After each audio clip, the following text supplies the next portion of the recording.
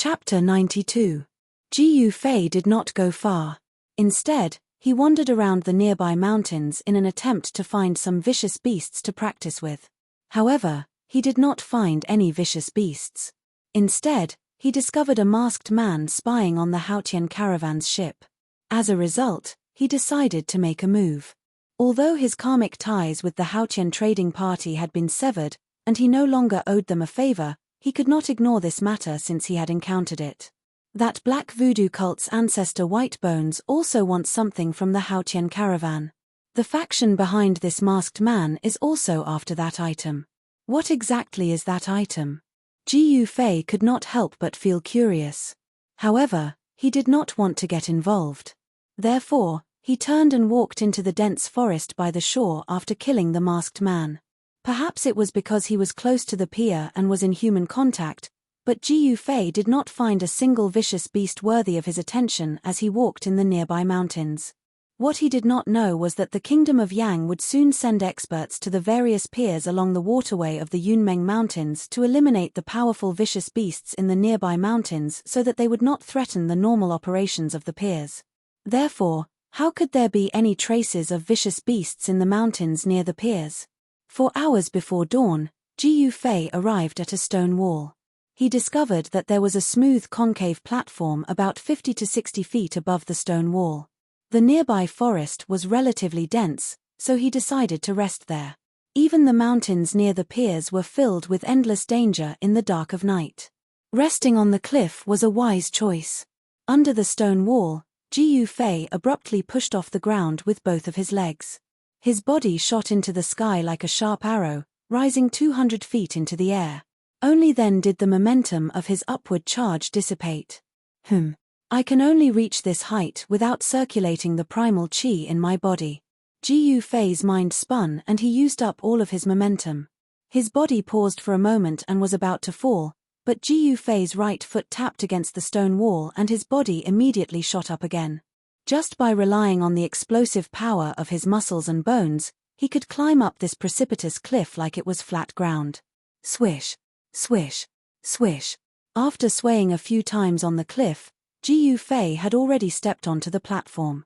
His gaze swept across the area, and every detail of the platform was immediately reflected in his eyes. Not bad. Jiyu Fei nodded. This concave platform on the mountain wall was only 20 to 30 feet in circumference, but there was not a speck of dust on it, perhaps because of the wind and the sun. Jiyu Fei sat cross-legged with his back against the stone wall. The lights of the distant pier flickered. Under the shroud of darkness, he could vaguely see the ships docked at the pier. Tigers, leopards, jackals, and wolves roamed the nearby forest from time to time. Occasionally, 1 or 2 roars could be heard. Jiyu Fei slightly closed his eyes and remained motionless. His entire body gradually relaxed. He did not circulate his cultivation method. Although the mountain was filled with endless plant essence qi, he did not guide the surrounding primal qi into his body. He just sat quietly, seemingly doing nothing. He allowed his thoughts to wander above the 9 heavens, drifting between heaven and earth. He was in a trance, as if he was half awake and half dreaming. Jiyu Fei gradually could not feel the passage of time. His thoughts were completely relaxed, and his mind gradually merged with nature. It was as if his body and mind had become one with the heaven and earth. He seemed to be able to hear the thoughts of the trees and flowers.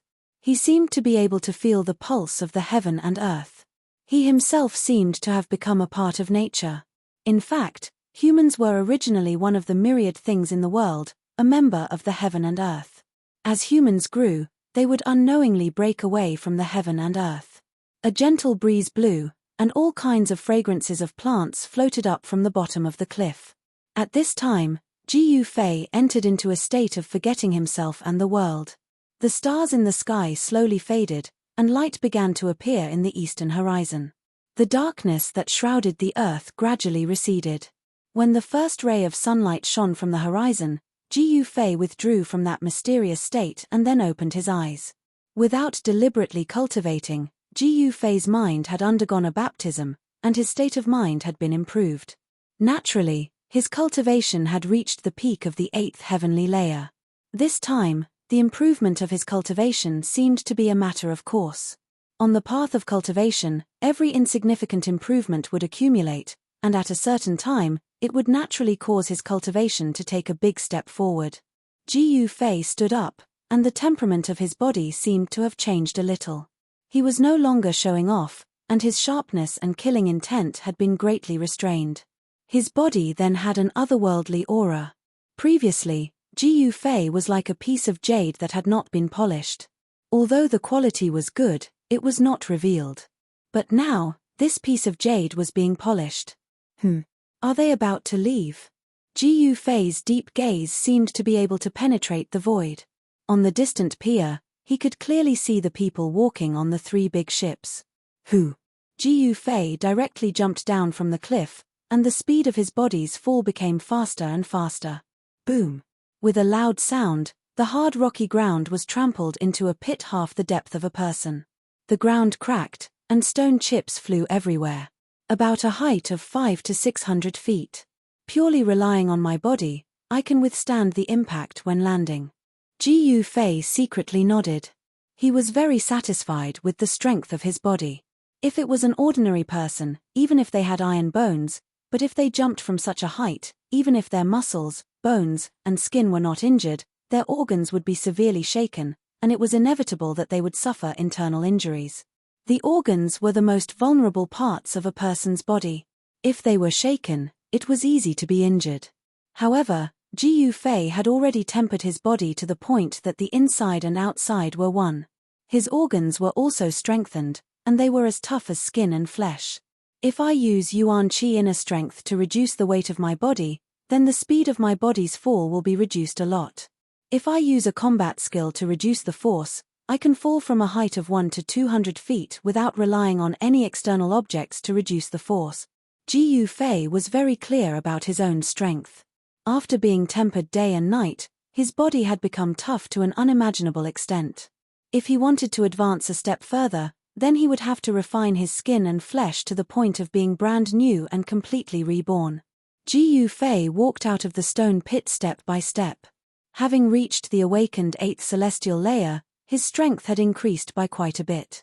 At the very least, he was confident that he could easily defeat Li Lingfeng, who had awakened 9th celestial layer. Chapter 93.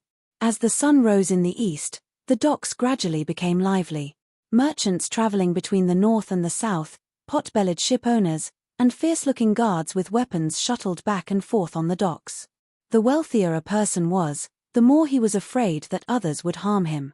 Therefore, there were always murderous bodyguards around the rich. People came and went at the docks. After a whole night's rest, everyone was full of vigor and vitality in the early morning. The people of the Haotian merchant group also started to get busy. Black-robed guards hurriedly walked on the ship. About an hour later, the Haotian merchant group's ship left the docks along with the other ships docked at the docks and headed south with the wind and the current. Ji Yufei had already set off. He was not worried that the Haotian caravan's ships would disappear right under his nose. He went down the river alone. Furthermore, the terrain was steep and the forest was lush, so he went in that direction. For 2 days in a row, whenever the Haotian merchant group docked at the riverside docks at dusk, Ji Yufei would go into the mountains to find the exotic beasts and fight them. Along the way, he indeed encountered a few exotic beasts in the mountains along the river and fought them. Tonight should be the last night. Ji Yufei stood on the top of a mountain and gazed into the south. Under the starry sky, a huge river flowed through the endless primitive jungle. The terrain was flat, and there were no mountains or ridges. Although Ji Yufei hadn't contacted the people of the Haotian merchant group in the past 2 days, he had vaguely heard their conversations. It would only take 1 day for the fleet to leave the cloudy mist mountain and arrive at Bluestone Town the next evening. One had to admit that the Tenglong continent was truly vast. Bluestone Town was only the periphery of the southern desolate region. It was still 1,000 miles away from the southern desolate region to the southern desolate Dragon Emperor City. Even the southern desolate Dragon Emperor City wasn't the center of the southern desolate region. The real center of the southern desolate region was the 100,000 mountain range, a truly boundless wilderness. The 100,000 mountain range was full of mysteries and unknown dangers. Legend had it that someone had seen the figures of primordial savage beasts in the 100,000 mountain range. Even void-controlling stage cultivators weren't willing to set foot in there. The 100,000 mountains, the Ruin Heaven Realm. There's less than a month left until the Ruin Heaven Realm opens. When Jiu Fei thought about this, he couldn't help but frown. He had been separated from his sect members. He hoped to join the others in Dragon Emperor City as soon as possible. The people of the three major Taoist sects would meet each other in Dragon Emperor City before entering the innumerable huge mountains together. There was less than 1 month left. If nothing unexpected happened, they should be able to arrive at Dragon Emperor City within 1 month. Roar. At this moment, the roar of a ferocious beast suddenly rang out from the depths of the mountain ridge. Immediately, there was a strange movement in the depths of the mountain ridge. Then, countless night birds could be seen soaring into the sky, flying out from the mountain ridge in front of them in a panic. All kinds of wild beasts also ran out of the mountain ridges. Among the fleeing beasts, there were a few behemoths. They were giant elephants that were 6 to 7 meters tall. Hundreds of beasts ran madly, trampling the ground, giving off rumbling sounds like muffled thunder. Standing on the top of the mountain, Jiu Fei's eyes were as sharp as lightning bolts. He had already seen everything. He had long known that there was an extremely powerful exotic beast in the depths of the mountain ridge in the distance. All powerful exotic beasts had a common characteristic: they would leave a violent, ferocious, and tyrannical chi in the vicinity of their appearance, which would frighten all the beasts. Once such a fierce beast showed its might, it would definitely wreak havoc in all directions, causing all the beasts to flee in fear. Humph!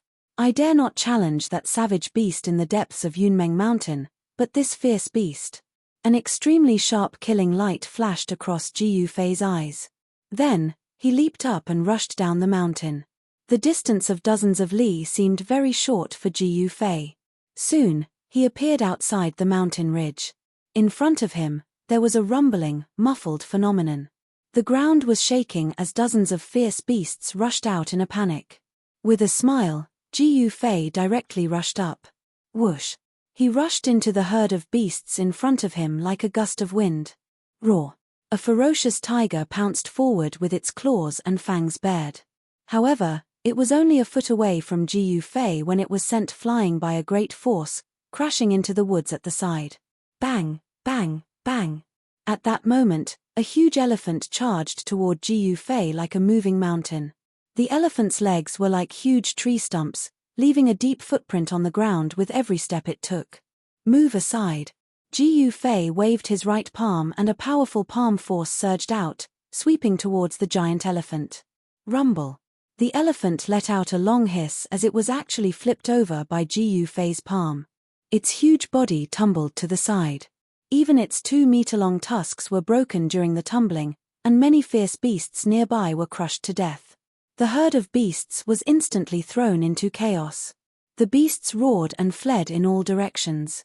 However, the cause of all this, Jiu Fei didn't care so much. Like a gust of wind, he rushed through the herd of beasts, knocking them all over the place, and directly rushed into the depths of the mountain ridge.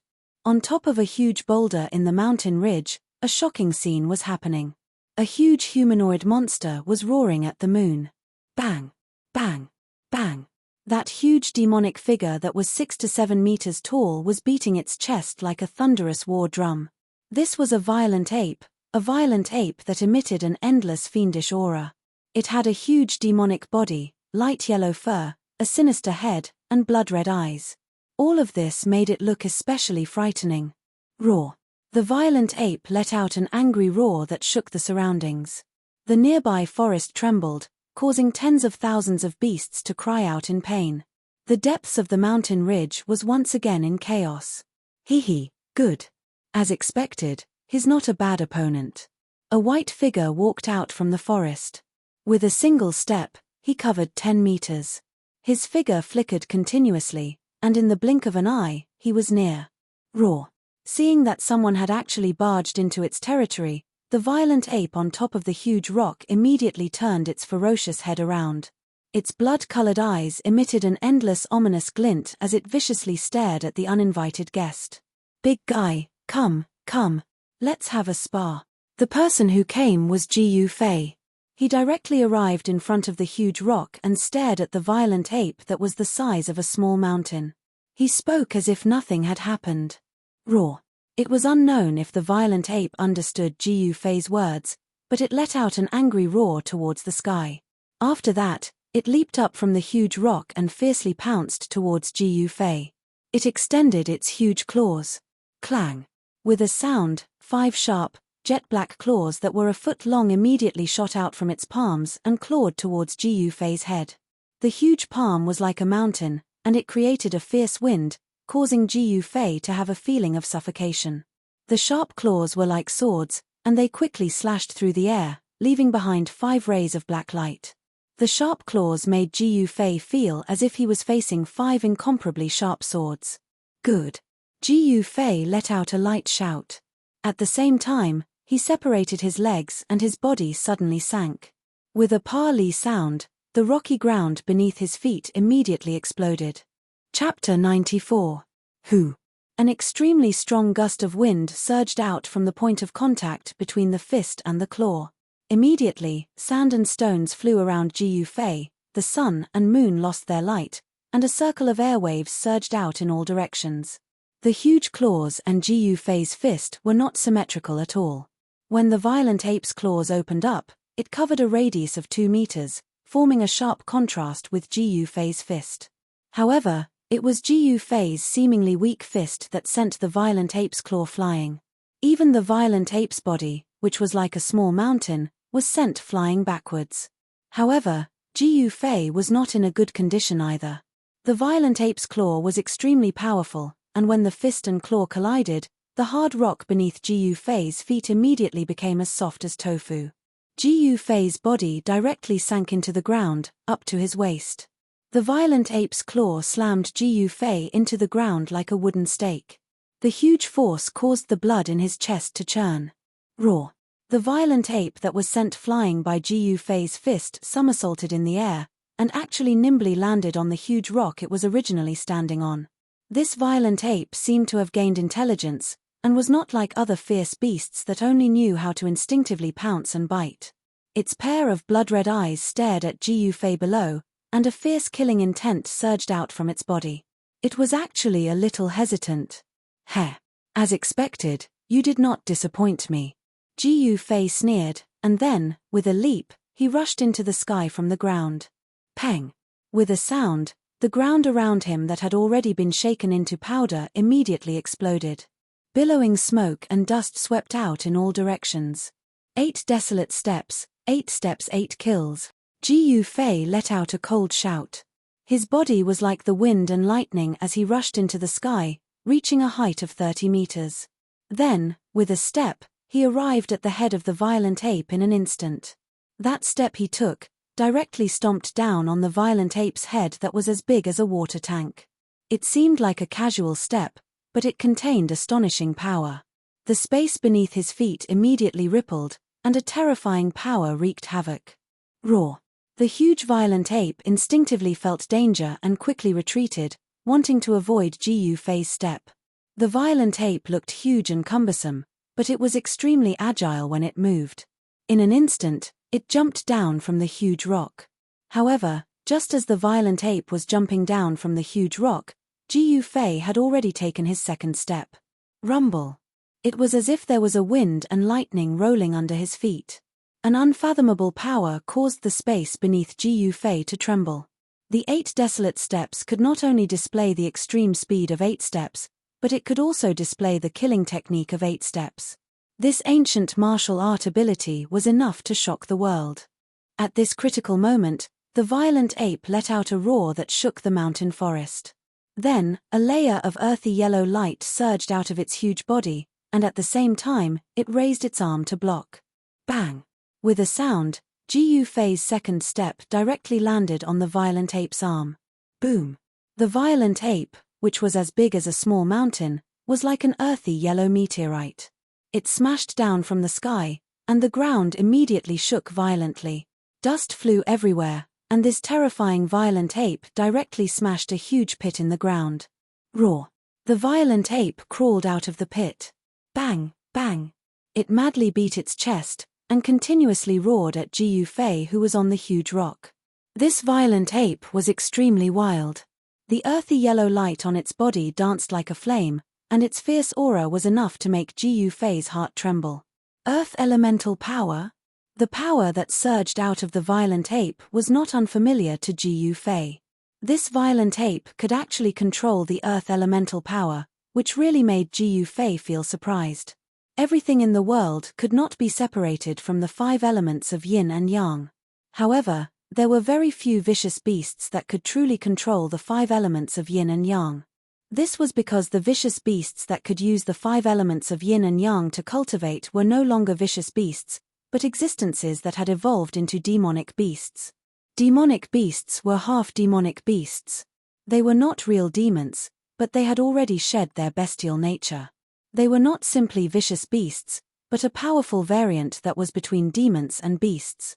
If they could finally grow into demons, then the cultivation of this variant would not be lower than that of a transcending mortality realm cultivator, and their intelligence would not be lower than that of a human. Roar! The furious violent ape fiercely rushed out of the pit, turned into a yellow shadow, and rushed towards the huge rock that Jiu Fei was standing on. Boom! A loud sound rang out, and immediately rubble flew across the sky. A huge rock that was the size of a small mountain was directly smashed by the furious demonic ape. Stone fragments shot out in all directions, and the earth quaked and the mountains shook, as if the end of the world had come. Good fellow! Jiu Fei soared into the sky, and his protective aura blocked all the flying stones outside his body. However, below, the violent ape's thick and strong arm that was like a tree directly grabbed him from below. Kai Kai! The 10 sharp claws were like 10 demonic swords that emitted a dark light, as if they were going to tear the void apart, and made a heart-palpitating sound. Jiu Fei's expression changed, and he used the desolate steps. Swoosh! In an instant, he left an afterimage on the spot, and in the next moment, as if he had teleported, he appeared 10 feet away, and avoided the violent ape's thunderous grab. There was no way to exert force in the air, but the desolate steps could allow Jiu Fei to change his position within a short distance. Jiu Fei's body rapidly descended from the sky, but the moment his feet touched the ground, countless sharp stone pillars abruptly pierced out of the ground with a swoosh swoosh swoosh, preposterous. The sudden turn of events shocked Jiu Fei. Pang! 7 to 8 spiked stone pillars instantly collided with his feet and body. This demonic ape could actually control the thick earth power to launch such an attack, which made Jiu Fei feel inexplicably shocked. This violent ape was not simple, and it could already use supernatural power. If ordinary cultivators encountered this kind of attack from sharp stone pillars that suddenly pierced out from the ground, they would only end up with flesh and blood. Even if Jiu Fei had a steel-like body, he still felt as if his body was being bombarded by 1,000 catty heavy hammer. Although the stone pillars broke the moment they collided with his body, the force of the collision still knocked Jiu Fei into the air. Oh no! Jiu Fei couldn't help but cry out in his heart. Sure enough, the violent ape peng. It rushed over with large steps, and the densely packed stone pillars on the ground were crushed by the violent ape, unable to harm it in the slightest. Whoosh! The violent ape rushed out from the sky full of dust, and with a roar, it directly punched towards Jiu Fei. The huge fist was surrounded by a faint yellow light, and with the force of a thunderbolt, it heavily smashed onto Jiu Fei's body. Even though he used both hands to block, he was in the air and had no way to exert force. Jiu Fei was directly blasted hundreds of feet away, and directly smashed into the distant dense forest. Peng! Peng! Peng! Peng! Peng! After smashing through 7 or 8 trees in succession, Jiu Fei finally stopped his retreat and rolled in the forest among the withered leaves. A musty smell entered Jiu Fei's nose. Underneath him was a layer of soft mud made of withered branches and withered leaves. The sound of trees breaking and falling echoed in the air. Chapter 95. The terrifying ape, which was as large as a small mountain, swooped down from the sky, stirring up a piercingly cold gale that caused the trees below to shake violently. Withered leaves and branches were swept up into the air. An endless ferocious aura filled every inch of space in the forest, causing Jiyu Fei to feel a sense of suffocation. The demonic ape, which was covered in light yellow fur, pounced with the weight of Mount Tai. It was extremely ferocious. Its blood-red eyes were like demonic stars, emitting an endless evil and ferocious light. It vowed to tear the creature that dared to offend it into pieces. The thinking of a ferocious beast was very simple. The demonic ape felt threatened by Jiyu Fei. Therefore, its most immediate thought was to eliminate the threat that was Jiyu Fei. "Come at me." Jiyu Fei fiercely straightened his back. His bones and tendons immediately emitted crackling sounds. His tendons and bones roared like thunder. He raised his head to look at the demonic ape that was pouncing down from above. A trace of madness appeared on his face. He wiped the trace of blood from the corner of his mouth and a powerful force erupted from his body. His long hair that was like a waterfall fluttered in the wind. Roar! Jiyu Fei roared, and his expression became extremely ferocious. He separated his legs, and peng! The ground immediately exploded. At the same time, his right palm chopped upwards like a blade. Clang! Like a divine weapon being unsheathed, a dazzling blade light immediately shot out from Jiyu Fei's palm, and rapidly chopped towards the demonic ape that was swooping down from the sky. The deep cold blade light emitted from Jiyu Fei's body, and the trees within a 5-jong radius suddenly collapsed without a sound. The entire forest shook, and the trees swayed crazily, causing leaves to fall to the ground. With Jiyu Fei at the center, huge cracks appeared on the ground.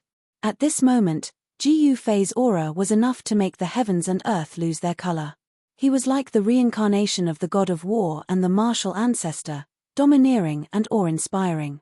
He used his blade to strike the sky, and an unparalleled sharpness rushed straight towards the demonic ape. A hint of fear immediately appeared in the devilish ape's crimson eyes, and it hurriedly stopped its downward momentum. It reached out with its claws and grabbed at the streak of saber light. Peng! The unparalleled saber radiance shattered under the sharp claws of the violent ape. Roar! The demon ape let out an earth-shattering roar. Its mountain-like body was sent flying the moment it grabbed the saber light. Blood splattered in the air, and the smell of blood filled the air. Boom! The entire ground trembled.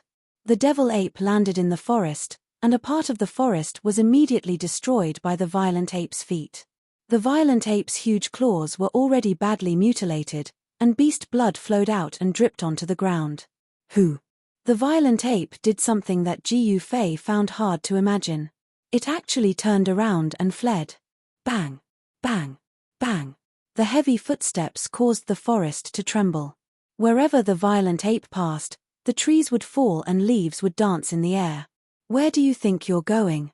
Jiyu Fei was stunned for a moment, but he immediately leaped up and used the 8 steps extreme speed. His body was like a phantom as he chased after the violent ape. Jiyu Fei had recently gained some insight into the path of martial arts. As his strength increased, he also comprehended some practical martial skills from the martial path. Using the palm as a saber was one of them. Following the path of the predecessors was undoubtedly a shortcut. However, only by comprehending a combat skill that truly belonged to oneself could one surpass the predecessors and transcend the mortal realm. Therefore, when one cultivated to a certain realm, one had to forget all cultivation methods and combat skills, and create a world that belonged to oneself.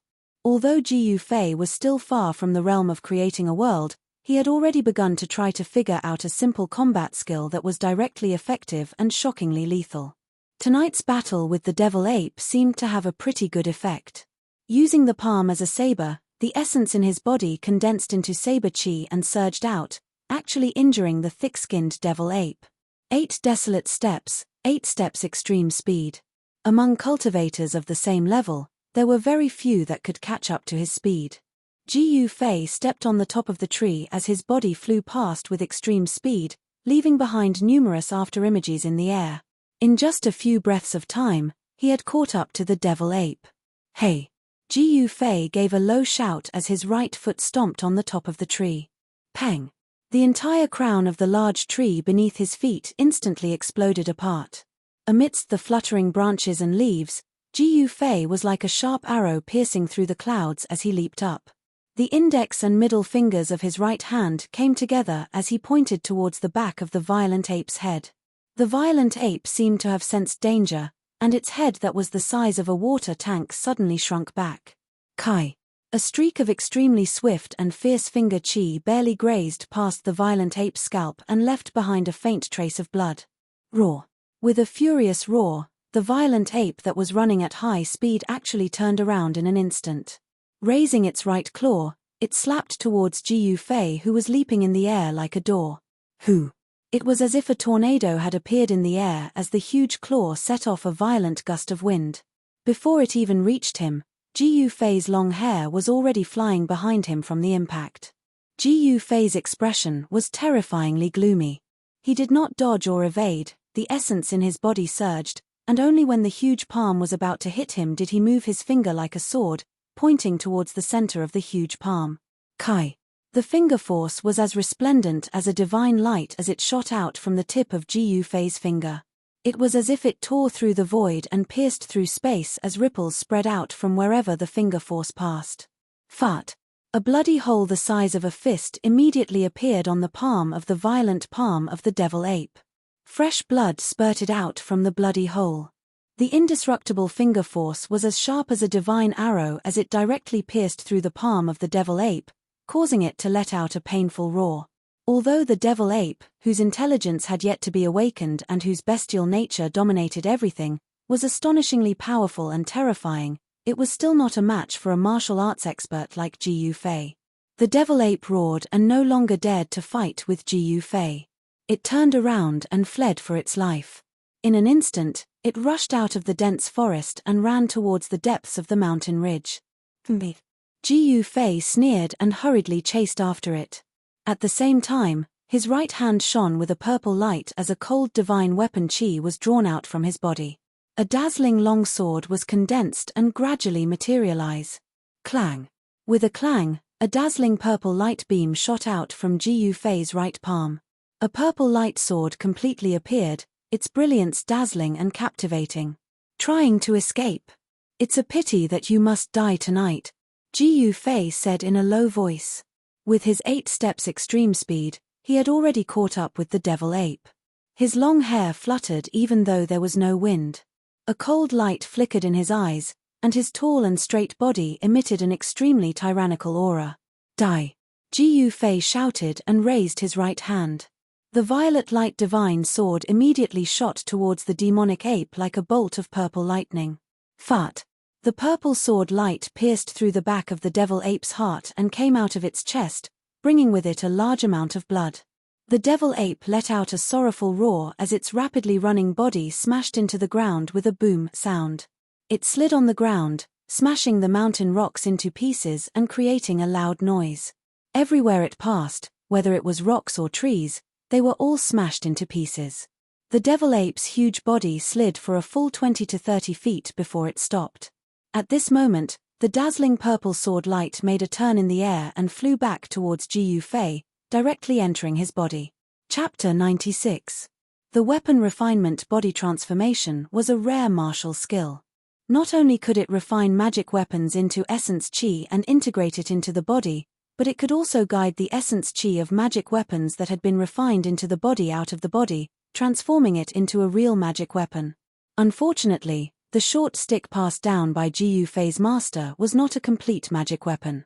Judging from the unparalleled sword chi it contained, Ji Yufei could only guess that the short purple stick was a sword hilt. Therefore, when Ji Yufei guided the magic weapon chi in the blood and chi in his body out, it could only turn into an energy sword. Even so, this energy sword was like the 100 steps flying sword of a sword immortal. It could be controlled outside the body to kill enemies and was not inferior to a flying sword. However, Ji Yufei's weapon refinement body transformation was not the way of a sword immortal after all, so its range was limited. At most, he could take the head of someone from 100 steps away. After all, the martial way magic was not the way of a sword immortal. It could not be like a sword immortal, who could take the head of an enemy from 1,000 miles away with a flying sword. The huge demon ape lay on the ground. Its blood-colored eyes, which were the size of an ordinary person's fist, had long lost its luster. There was a bloody hole in its chest that was spurting out bright red blood. Soon, a puddle of stinking blood gathered under the violent ape's body. How can there still be energy fluctuations? This is impossible. Jiu Fei came to the side of the demon ape's corpse with a puzzled look on his face. He had killed many fierce beasts, but he had never encountered such a thing.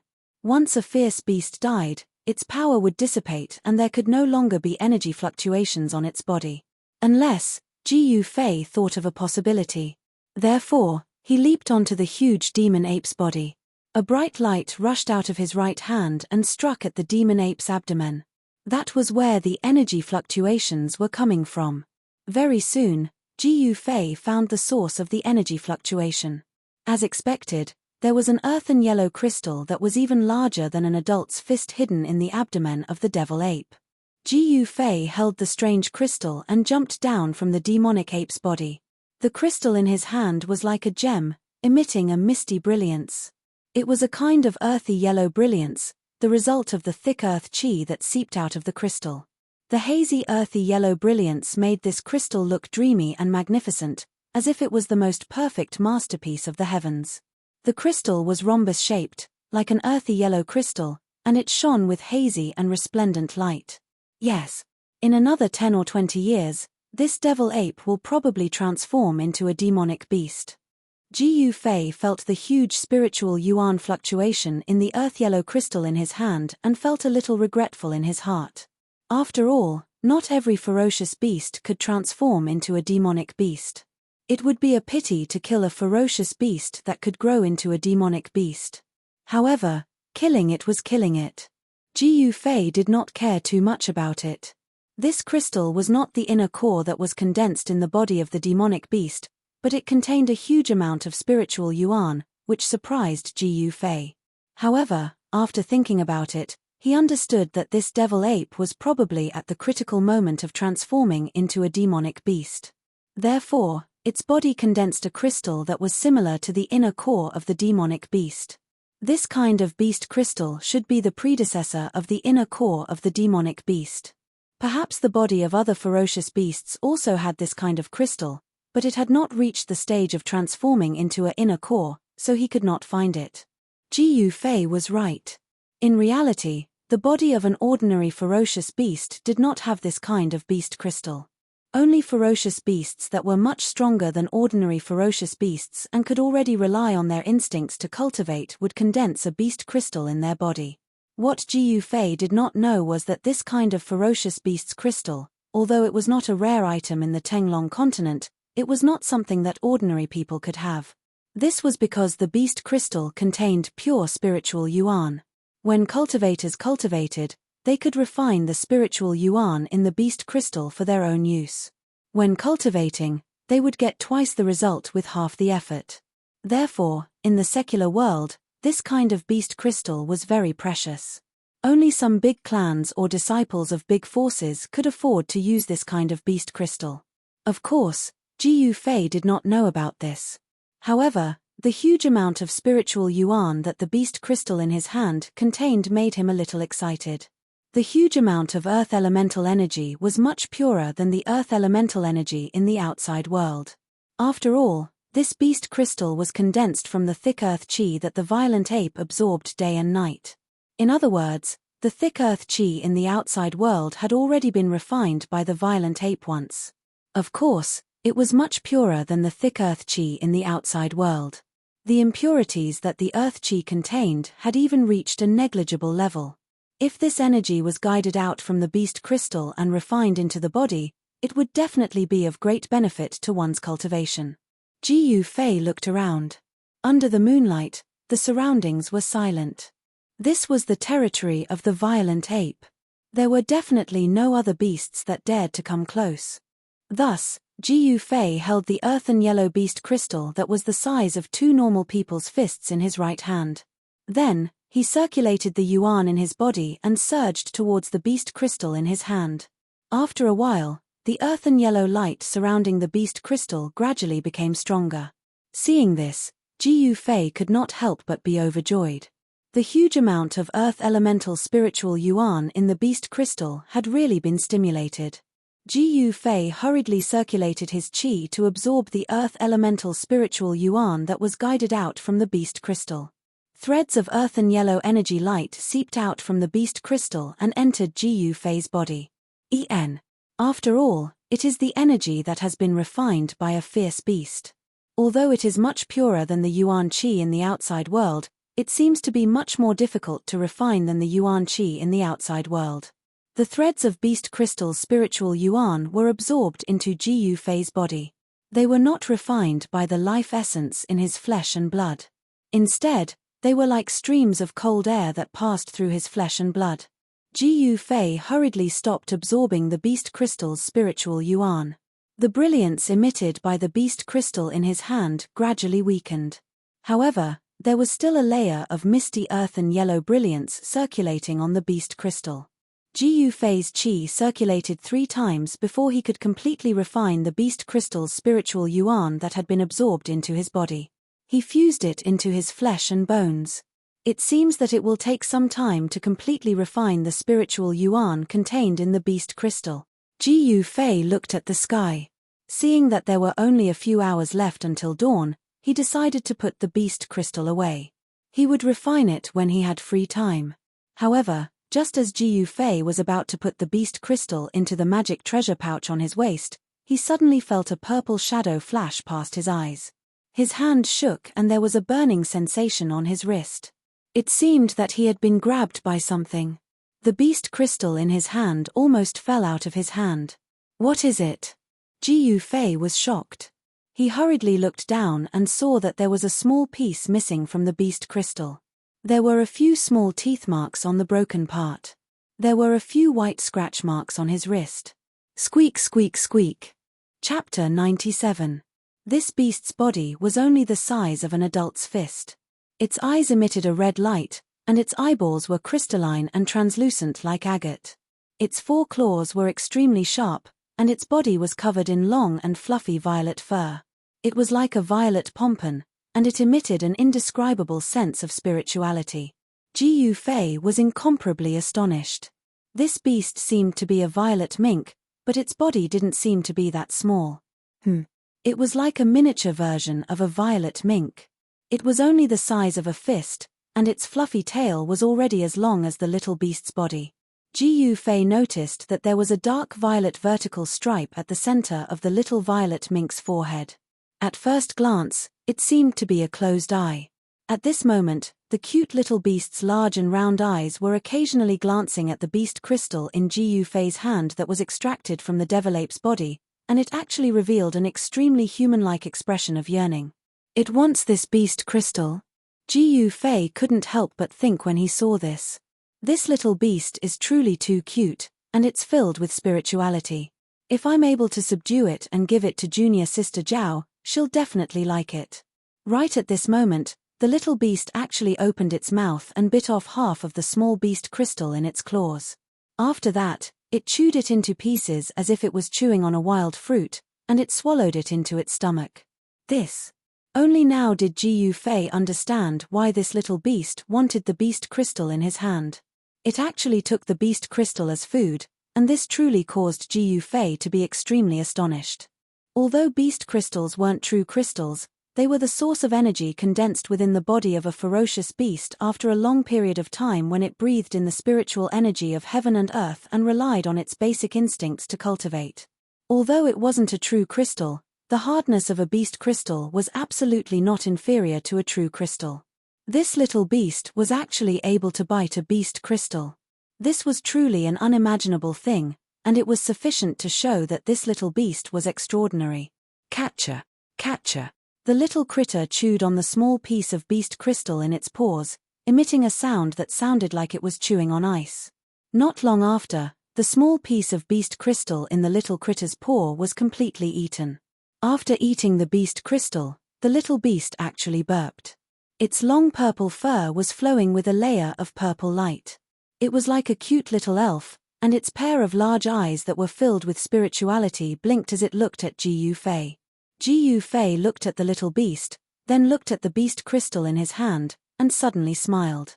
Then, he put the large beast crystal in his hand into the magical treasure pouch at his waist. The disciples of the Taishen sect who were successful in their cultivation would all have a magical treasure bag with them. The magical treasures of the cultivators would be kept in the bag when they were not in use. However, Ji Yufei did not cultivate Dao techniques, nor did he practice Dao techniques. Therefore, he did not know how to blood bond with immortal treasures. Ji Yufei did not have any immortal treasures. If other cultivators knew that Ji Yufei actually used a magical treasure pouch as a storage pouch, they would definitely scold Ji Yufei for being so wasteful. A magical treasure pouch was different from an ordinary pouch. It was something similar to a magical treasure refined by a great cultivator at the void-resisting stage in the sect. Within the magical treasure pouch, a great cultivator at the void-resisting stage had opened up a small space. A magic treasure pouch was different from an ordinary pouch. It was something similar to a magic treasure refined by a great cultivator of the void-resisting realm. Inside the magic treasure pouch, a small space was opened up by a great cultivator of the void-resisting realm with a great amount of magic power. After Ji Yufei put the beast crystal of the demon ape into the magical treasure pouch, he did not attack the little purple marten.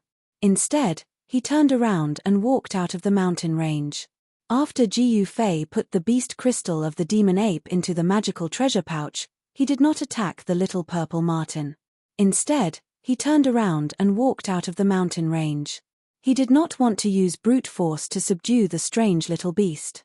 Instead, he planned to use the beast crystal as bait to lure the little beast and make it lower its guard. Ji Yufei wanted to make friends with the little beast by his side. However, when this idea came to Ji Yufei's mind, he also felt that it was a bit ridiculous. With a little kid, it seemed that no one would be willing to do this. Whoosh! Ji Yufei used the 8 desolation steps and quickly traversed through the barren mountains. He went back the way he came and headed toward the river. It was already getting late. There were still about 2 hours before dawn. Ji Yufei did not want the Haotian merchant group's ship to disappear under his eyes at this time. For someone who was unfamiliar with the place and the people, following the Haotian merchant group to the Dragon Emperor city of the southern wasteland was definitely the wisest choice. Ji Yufei paid attention to his back. As he imagined, the little purple marten really followed him. Like a purple lightning bolt, it flashed in the woods and followed him about 30 m away. This little beast seems very alert. Ji Yufei couldn't help but think, this little purple marten really covets the beast crystal in Ji Yufei's hand.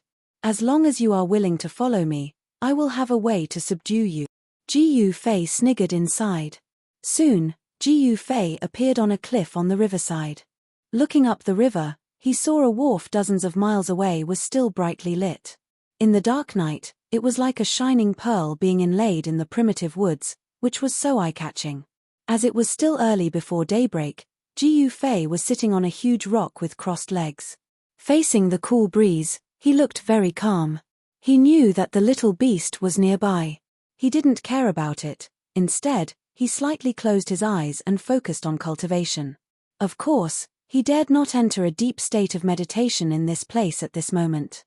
With a wisp of spiritual energy, Zhong Tai paid attention to everything around him. As long as there was something abnormal, he would immediately wake up from cultivation and make the most direct response. A misty glow started to appear on Ji Yufei's body.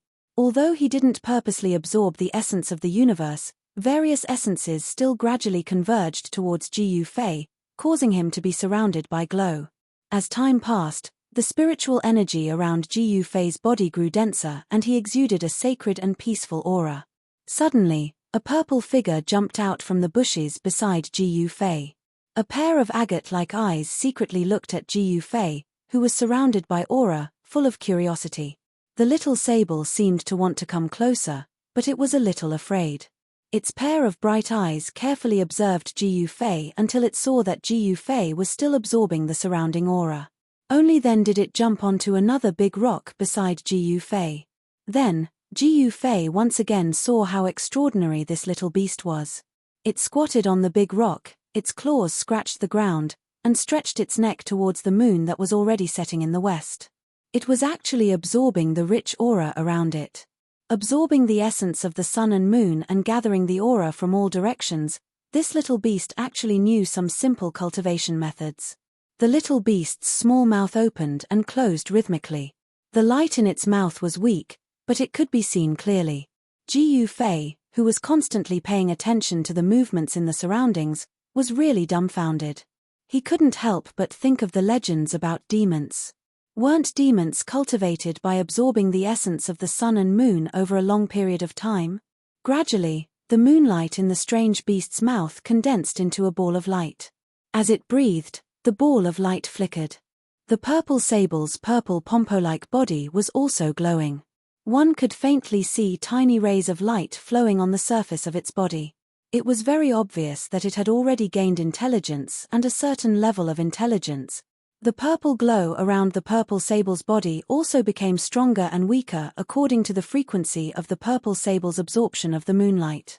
A small portion of the aura surrounding Jiyu Fei was also drawn out. The faint purple light constantly flickered. The little beast was really very mystical. Chapter 98. It was another early morning. The mountain was full of spiritual qi, which made people feel relaxed and happy. On the cliff beside the river, Jiyu Fei stood up, and his whole body suddenly burst out with a crisp sound, as if there was muffled thunder roaring inside his body. This was the realm of bones and tendons rumbling as mentioned in the ancient body refinement technique. The sound of the heavenly drum of thunder would refine the bones and tendons. Not only would the bones and tendons produce thunderous rumbles, but as Jiyu Fei's cultivation deepened, even his internal organs could produce thunderous rumbles. The inside and outside of his body became transparent, and he was completely reborn. This was the sign of entering the ninth heaven of awakening. Jiyu Fei vaguely felt that he was only a step away from the ninth heaven, and he could break through at any time. However, he also felt that there was a layer of light gauze in front of him. Although he could vaguely see the vague image behind the gauze, he couldn't tell what was behind it. Don't force, don't be agitated, don't be discouraged. Jiyu Fei murmured. If others encountered this kind of untouchable but itchy cultivation bottleneck, most of them would be restless. This might be the so-called inner demon of cultivators, which came from the restlessness deep in their hearts. However, Jiyu Fei's current state of mind was as calm as a mirror. He didn't feel happy or sad because of external things. He just watched the flowers bloom and wither in front of the courtyard and the clouds in the sky. At this time, 3 large ships came into Jiyu Fei's sight from the upper reaches of the river. Behind the 3 ships were dozens of ships of different sizes. Humph. These people are very shrewd. They use the Haotian caravan's ships to intimidate others. In this way, no bandits dare to attack their ships, Jiyu Fei said lightly. The bandits who were active on the waterway of Yunmeng Mountain only dared to attack those stragglers or small groups of merchant ships. With dozens of ships sailing down the river, wouldn't the bandits avoid such a large fleet? On the bow deck of a large ship with a fluttering colorful flag in the lead of the Haotian caravan, a gorgeous young man with a face as white as powder was leaning against the railing. The reason why she used the word stunning was because this young master was indeed worthy of the title. Thin willow eyebrows, red phoenix eyes, red lips, eyes like the morning stars, holding a small white fan in his hand, wearing a light yellow robe, standing there like a thin willow in the wind, giving off an indescribable sense of charm. However, this pillously beautiful young master was currently frowning deeply as if he'd lost his soul. His gaze was dull and blank, and it was unknown what he was looking at. This absolute beauty was the Ling family's 13th Miss, Ling Luoyang, who was disguised as a man. In the short time that she had spent with Jiyu Fei, Ling Luoyang seemed to have deep feelings for Jiyu Fei. Now that Jiyu Fei had left, she couldn't eat or drink, feeling haggard for him. In the past few days, Xiao Kui and Xiao Yu were really anxious. As for that Uncle Zhong, he rarely showed his face. It was like he was hiding in a room on the ship. With so many people coveting that thing on him, the cautious Uncle Zhong almost never left his house. He was so careful that he didn't even dare to eat food until he tested it with a silver needle. "Hey, who's that?" Suddenly, Ling Luoyang, who was on the deck, saw a white figure standing on the cliff on the right side of the river. "Jiyu Fei?" Ling Luoyan's body swayed and she cried out in shock. Because she was far away, she couldn't be sure if that person was Jiyu Fei. Swoosh, swoosh. Just as Ling Luoyang cried out in shock, two slender figures, one yellow and one green, rushed out of the cabin. Their sleeves fluttered in the air as two maids appeared beside Ling Luoyang. These two beautiful maids were Xiao Kui and Xiao Yu. "Miss, what happened?" Xiao Kui's large, black eyes scanned the surroundings as she asked anxiously. Her right hand was already on the hilt of the sword at her waist. "Xiao Kui, Xiao Yu, come and see if that person is Ji Yu Fei." Ling Luoyang shouted and pointed at the cliff on the far side of the river. "Ji Yu Fei?" The two maids were shocked and immediately looked in the direction of Ling Luoyang's finger. "Who's there?" "Miss, why do you have to do this?" Xiao Kui said a little sadly. That Ji Yu Fei seemed to have really barged into the miss's heart. "What? Where is he?" Ling Luoyang fixed her eyes on the cliff in the distance. Was there anyone else there? How could this be? Am I really seeing things? Ling Luoyang was at a loss and didn't know what to do. Xiao Kui and Xiao Yu looked at each other and couldn't help but shake their heads. What exactly was love? How could it cause such a huge change in another person? Their usually arrogant Miss Ren seemed to have changed into a completely different person these few days. It was unbelievable. Why is she still dressed as a man? Ji Yu Fei couldn't help but feel doubtful about what he had just seen as he passed through the mountain forest. The white silhouette that Ling Luoyang had seen standing on the cliff just now was Ji Yu Fei, who was standing on the mountain peak. And Ji Yu Fei had also seen Ling Luoyang. Ji Yu Fei's gaze was extremely sharp. The distance of tens of miles didn't affect his vision at all. Ling Luoyang's appearance fell into his eyes. However, Ji Yu Fei didn't want to think too much about Ling Luoyang. The doubt in his heart only flashed for a moment before it was cast aside. In his eyes, Ling Luoyang was just a passerby in his life. She couldn't even be considered a passerby. A purple little beast followed behind Ji Yu Fei like a tail. Of course, this little beast wasn't coming for Ji Yu Fei, but for the beast crystal in his magic treasure pouch. This purple marten was also extraordinary. It knew that Ji Yu Fei wasn't someone to be trifled with, so it didn't dare to get too close to Ji Yu Fei. Otherwise, this little beast would have long since snatched the unremarkable little pouch hanging on Ji Yu Fei's waist and escaped without a trace. Ji Yu Fei couldn't help but find it funny. Everything was under his control, and the little beast had actually chased after him. It seemed that this little beast valued the beast crystal very much. After leaving the Yunmeng Mountains, the terrain began to flatten out. In front of him was an ancient forest that stretched as far as the eye could see. It was like a huge piece of green satin was spread under the sky, and the Yang River that connected the north and south was like a white line on the satin. Ji Yu Fei stood at the top of an old tree and looked at the scene in front of him. He was also awed by the power of nature. In the sky and on the ground, a boundless expanse of green extended to the ends of the sky, as if there really was no end. At this time, it was already noon. The Haotian merchant group's ship had long since been left far behind by him. Moreover, there were no forks in the Yang River basin, so the Haotian merchant group's ship definitely wouldn't fly into the sky. Not far from Ji Yu Fei, the little beast that had followed him all the way was staring at the ordinary pouch hanging on Ji Yu Fei's waist with a pair of large, intelligent eyes, as if itching to try it out. "Me.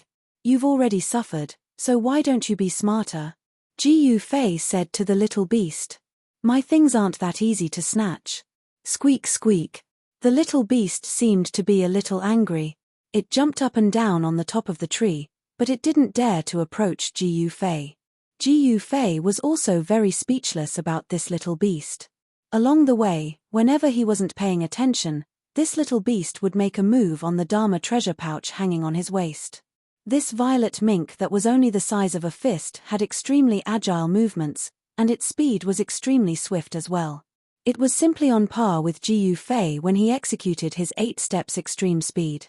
There were a few times when this little beast really almost succeeded.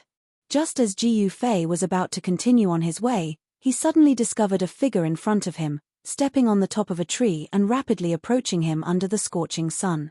That person quickly closed in. He saw that this person was a handsome young man with long eyebrows, eyes like cold stars, and a face as sharp as a knife. He wore a tight black suit. "Who are you?" Ji Fei frowned and looked at that person coldly. His pupils couldn't help but contract. Someone who wants your life. The black-clothed young man elegantly floated down to the top of a tree in front of Ji Fei. His feet stepped on the leaves, but his body was as steady as a mountain. His entire body emanated an incomparably fierce aura.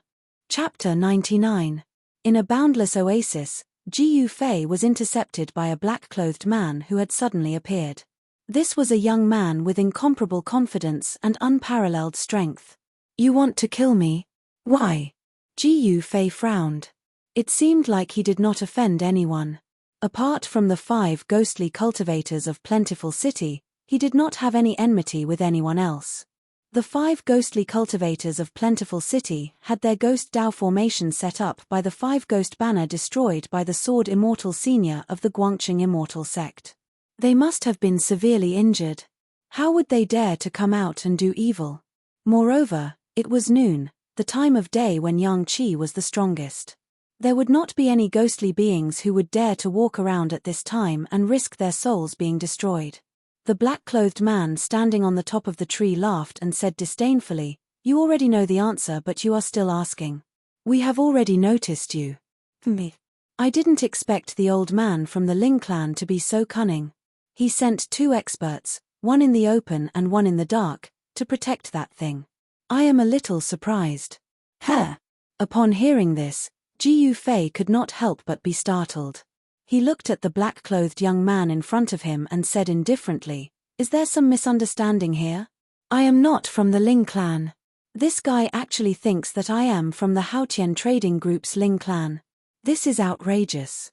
Do you think I will believe your words?" The black-clothed young man's face was gloomy. His eyes flickered with murderous intent. An invisible force had already shrouded Ji Fei. After sensing the murderous intent from the black-clothed young man, Ji Fei's expression gradually became extremely solemn.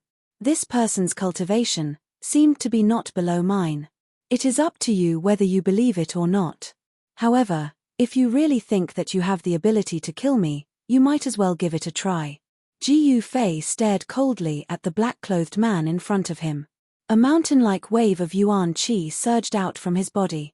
His black hair began to flutter. Although fighting was not what he wanted, since the other party had come to him, Ji Fei had no choice but to fight. Squeak, squeak, squeak, squeak. At this moment, the little purple martin suddenly let out a rapid chirp and quickly retreated into the distance. Three-eyed mink. The black-clothed man's attention was completely focused on Ji Fei. It was only at this moment that he noticed the little beast's existence. However, when the black-clothed man saw the little beast, he immediately cried out in surprise. The black-clothed youth said in surprise, "I didn't expect to encounter such a strange beast here. I'm really lucky." He paused for a moment before he looked at Ji Fei and sneered, "It doesn't matter if you're from the Ling family or not. You have to die today. After I kill you, I'll go and subdue this 3-eyed divine mink." The little critter seemed to have a great background. The black-clothed youth attached great importance to it. The little martin did not go far. It stopped at the top of a large tree a few hundred feet away. It straightened its body and sat on a branch, vigilantly watching the two of them. The 2 experts were at each other's throats. The little critter instinctively sensed danger and dodged far away. How arrogant. I hope you have the strength to back up your arrogance. Otherwise, your fate will be miserable. Ji Fei countered with equal harshness. The yuan qi in his body surged violently. A layer of sparkling splendor circulated on his skin, giving off a powerful and invincible feeling. Thanks for the reminder. I'll leave your corpse intact. The black-clothed youth exuded unparalleled confidence. His gaze was like lightning and an extremely obscure and dangerous aura pervaded from his body. The black-clothed youth took a step forward. His body suddenly appeared 2 feet away from Ji Fei like a phantom. Then, he directly threw a punch at Ji Fei. Strong winds suddenly rose and surged mightily. It was a simple and unadorned punch, but it had an unbelievable power that could turn something rotten into something magical. It made it difficult for Ji Fei to block it. He couldn't even dodge it. This Ji Fei could not help but shiver. This person's cultivation seemed to be extremely powerful. Moreover, he had controlled the rhythm of the battle the moment he attacked, causing Ji Fei to fall into a passive position. Not only was this black-clothed youth an expert, he was also an expert with incomparable battle experience. It was no wonder that he dared to find Ji Fei. Roar. Ji Fei let out a furious roar. Since he couldn't avoid it, then there was no need for him to do so. He threw a punch out as well. In an instant, golden rays of light were like waves as they pounced towards the black-clothed youth's fist with an imposing manner. Ji Fei didn't think too much. He immediately used the golden element fist. As soon as he punched, the golden light suddenly rushed out from his body, making him look like he was wearing a golden armor. It was so powerful that people couldn't look at him directly. Bang! The two fists collided in an instant. A circle of transparent ripples that was visible to the naked eye spread out from the point of the collision. The entire space seemed to shake a little. The trees under the feet of the two suddenly exploded, and broken branches and leaves flew all over the sky. The two figures flew out like lightning. Then, they collided again like two bolts of lightning. Boom! The two directly punched each other again. There were no fancy moves. This was purely a collision of strength. Continuous bombardment, like the dull sound of thunder that shook the forest, sounded in succession. The two experts were like phantoms, emitting a vast and terrifying energy wave. They moved quickly in the forest, fighting fiercely. Everywhere they passed, the trees were all shattered by the power of the two. Ji Fei was extremely shocked. He never expected that there would be someone who trained his body to be so strong. He could actually fight with him with just the strength of his body. It's really hard to imagine. Is this person also a martial artist? But the aura on his body doesn't belong to a martial artist. It's really strange. Golden element fist. With a low shout, Ji Fei threw another punch at the black-clothed youth. The dazzling power of the metal element seemed to cover the whole world. Waves of chi swept towards the black-clothed youth with earth-shattering force. Reversal of heaven and earth. The black-clothed youth's hands moved. Mysterious and strange waves appeared between his hands. A strange wave followed the trajectory of his hands and emitted out. The black-clothed youth no longer fought with Ji Fei. Instead, he displayed his unfathomable magical power. The unfathomable power turned the world in front of the black-clothed youth into a black hole. In an instant, it completely swallowed the unparalleled golden element fist force that Ji Fei blasted out. "I'll return it to you," the black-clothed youth shouted softly. As he moved his hands, the world seemed to be reversed. The swallowed fist force gushed out and was hit back by the black-clothed youth. How is this possible? Ji Fei was shocked. The magical power of this black-clothed youth was really strange. He actually gave him a taste of his own medicine and reversed his attack. It was really terrifying. With such a magical power, wasn't he already in an invincible position? The reversed fist force surged like a rolling river. It was unstoppable. The golden light was dazzling and in an instant, it rushed in front of him. "How dare you!" Ji Fei's long hair fluttered in the wind as if he had gone insane. This black-clothed man was actually using his own power to attack him, which infuriated him. He didn't dodge or evade, but instead sent out another punch. This punch was also the golden element fist. However, it was different from the previous punch. This punch seemed to draw the endless power of the metal element in the world. All of it surged forward with earth-shattering force. It was majestic and unstoppable. Boom, boom, boom, the two monstrous forces collided. The forest within a radius of 200 feet was suddenly destroyed by the mighty and terrifying force. One part of the forest suddenly turned into a desert. The other part of the forest shook violently. Terrifying cracks appeared on the ground. Countless birds in the nearby forest were startled. Some fierce beasts nearby also fled in panic. It was as if doomsday had come. Chapter 100. The black-clothed youth was incomparably powerful. As soon as he used his magical power, he immediately suppressed Ji Fei. Reversing heaven and earth, no technique could touch him. Not only was Ji Yufei's fist strength shifted by the black-clothed youth's unfathomable magical power, but it was also reversed to attack Ji Yufei. This made Ji Yufei's heart tremble. With such a magical power, the black-clothed youth was already in an invincible position. It was difficult for cultivators of the same level to compete with him. It was really terrifying. Don't resist pointlessly. Obediently accept your death. The black-clothed youth was incomparably arrogant. He pressed forward step by step. As his hands moved, a layer of strange power shrouded his body, causing the space around him to seem to turn into a bottomless black hole. It seemed to be devouring the surrounding aura. Boom! Ji Yufei smashed down from the top of the tree, causing the forest to explode. Although he was forced to retreat, his long hair fluttered in the wind. His fighting spirit was like a rainbow. His body emitted a piercingly cold golden light, and the power of the metal element covered his body. Although he was temporarily at a disadvantage, it was difficult for the black-clothed youth to really hurt him. Ji Yufei pulled out his feet that were stuck in the soil. He coldly stared at the black-clothed youth and sneered, "Since I came down the mountain, you are the second person who is a threat to me. Very good. Reversing heaven and earth. I want you to be invincible and have nothing to borrow. Let's see how you're going to reverse the situation," Ji Yufei said coldly. His words were also filled with incomparable confidence. Although the black-clothed youth was strong and the magical power he displayed was said to be unparalleled among experts of the same level, in Yi Shiwen's opinion, it was not invincible. Ji Yufei was worthy of being a warrior born to fight. After just one move from the black-clothed youth, he immediately knew how terrifying this magical power was. At the same time, he also thought of a way to deal with this magical power. It was a very stupid way. Shameless boasting. The black-clothed young man's expression immediately changed when he heard this. He shouted loudly and waved his hands. Green energy threads shot out from his hands like silk and wrapped around Ji Yufei.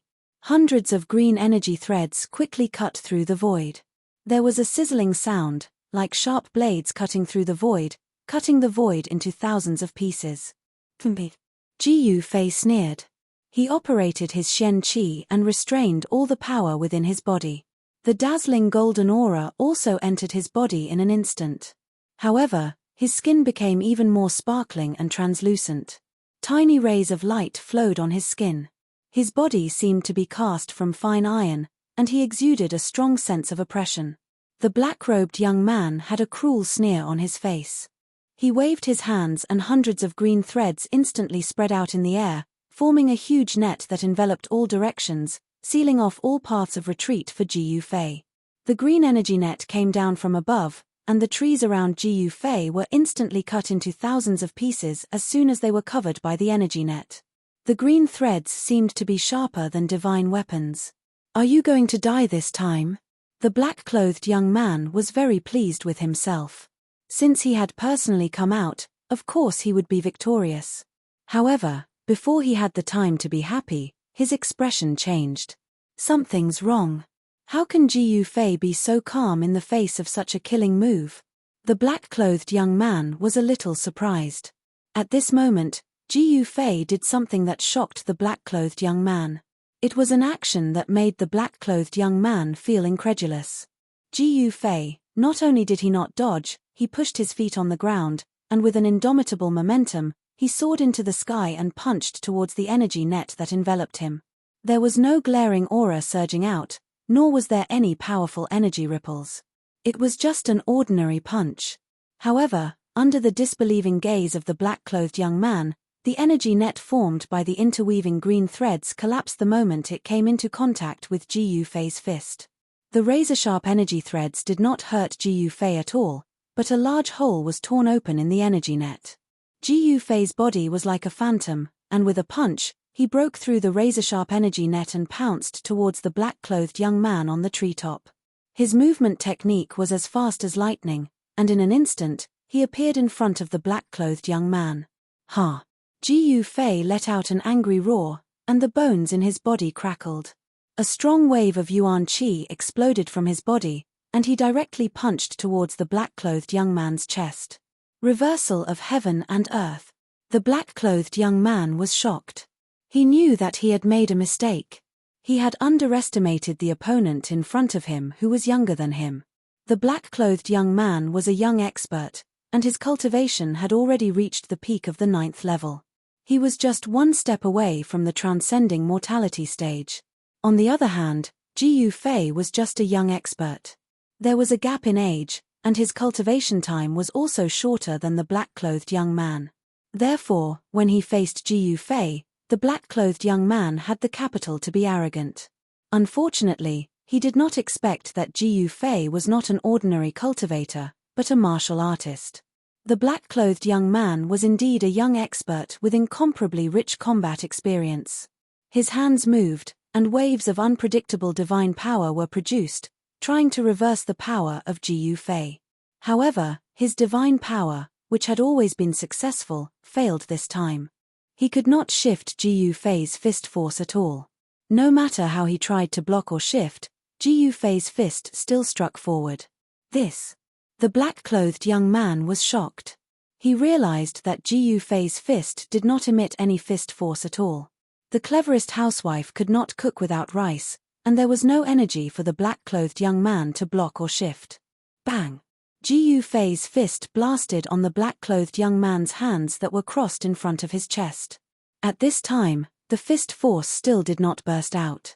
The fist was like a heavy hammer, fiercely smashing on the black-clothed young man's arms. The power was distributed throughout the whole body, and it did not leak out. It was all restrained within the body, between the muscles, bones, blood, and flesh. Although it did not leak out of the body, the power of Jiyu Fei's fist did not diminish because of this. Instead, it just happened to restrain the black-clothed young man's divine power. What? The black-clothed young man's eyes protruded out. How can this be? The black-clothed young man was blown back 20 feet by Jiyu Fei's punch. He staggered on the top of the tree and almost fell from the tree. On his arms, where Jiyu Fei punched, the bones in his arms felt like they were about to break. The pain made him break out in a cold sweat, and there was a burst of blood in his chest and abdomen, and his internal organs were also shaken. The situation changed in an instant. Jiyu Fei stepped on the top of the tree and chased after him. He was not in a hurry to attack. Instead, he looked coldly at the black-clothed young man. Who exactly are you? Jiyu Fei did not want to get into a fight without knowing what was going on. Ha! How is this possible? You! What kind of cultivation method is this? Could it be? The black-clothed young man did not answer the question. Instead, he tried his best to calm the surging aura in his chest. His eyes stared fiercely at Jiyu Fei. The black-clothed young man's entire body emitted a fierce murderous aura that made people's hearts palpitate. It could be seen that his killing intent towards Jiyu Fei was not concealed at all. Martial, Jiyu Fei said indifferently. Although his tone was calm, his entire body emitted a majestic aura. The posture of an expert who looked down on the world was completely displayed. Martial? Could it be? You are the long-lost successor of the martial sect. The black-clothed young man said in shock. He thought of the long-lost power. The path of martial arts had gradually declined. In today's world, true martial artists had probably long disappeared. This was because martial arts cultivation methods were very difficult to master. On the contrary, Dao techniques were easy to learn and master. As long as one's muscles and bones were not bad, one could cultivate Dao power. Even if one could not become a true expert, one could still live a long life. In the world of cultivation, the attraction of cultivating Dao to become an immortal was far greater than practicing martial arts in any era. However, a successful martial artist was a nightmare for cultivators of the same level. This was because among cultivators of the same level, martial artists were much stronger than other cultivators. This was why the black-clothed young man was so shocked. Martial sect? I don't know what you are talking about. However, if you want to kill me, you must be prepared to be killed by me, Jiyu Fei said coldly. Then, without another word, he used the desolate steps. With one step, he appeared in front of the black-clothed young man and threw another punch at him. Chapter 101. He was at the 9th heaven of the awakening realm. Even among the young experts in the cultivation world, he could be ranked among the top. However, this black-clothed young man with the strength of the ninth heaven was completely suppressed by Ji Yufei. He seemed to have no strength to fight back. Ji Yufei punched fiercely. He used the 8 desolation steps at an extremely fast speed, leaving a series of afterimages in the air, bombarding the black-clothed young man and forcing him to retreat. This was a clash of pure physical strength. Every punch landed on his flesh. Boundless yuan qi surged within Ji Yufei's body. Every inch of his flesh contained a vast amount of energy. His entire body was like a piece of divine metal that had been tempered hundreds and thousands of times. His skin flickered with a sparkling brilliance. "Aren't you very arrogant? You want to kill me? You are not qualified," Ji Yufei said coldly. Loud noises kept erupting. Ji Yufei's body movement technique was like wind and lightning. The power of each punch was stronger than the one before. By the 9th punch, the black-clothed young man finally could not bear it anymore. A trace of blood flowed out from the corner of his mouth. Ji Yufei's words deeply pierced the arrogant black-clothed young man, causing him to be enraged and roar incessantly. However, in a battle, strength determined everything. "How is this possible? How can there be a young expert like you in the Haotian trading group? It's really hateful." The black-clothed young man's eyes turned red. He madly struck out with the power of magic power, trying to reverse the outcome of the battle. Unfortunately, Ji Yufei was like a huge mountain that could not be moved at all. Ji Yufei's whole body's strength was converged in his body, surging under his skin. There was no power at all outside his body. The magic power of this black-clothed young man had no effect on him. If it was an ordinary cultivator, perhaps this black-clothed young man would have the advantage. Whether it was Dao technique or magic power, if he wanted to use it, he would need to use the power of his body to mobilize the essence of the world. In this way, the black-clothed young man's magic power of reversing heaven and earth could reverse Dao technique and magic power. He used the power of the caster to attack the caster, and he was like a bystander. However, no matter how profound and inconceivable this black-clothed young man's ability was, it was absolutely impossible for him to create a second Ji Yufei out of thin air. Therefore, he turned from a spectator to a participant. He had to endure all of Ji Yufei's attacks. Once again, "I'm not a member of the Haotian trading group." Ji Yufei pressed forward step by step, and his moves were swift and fierce.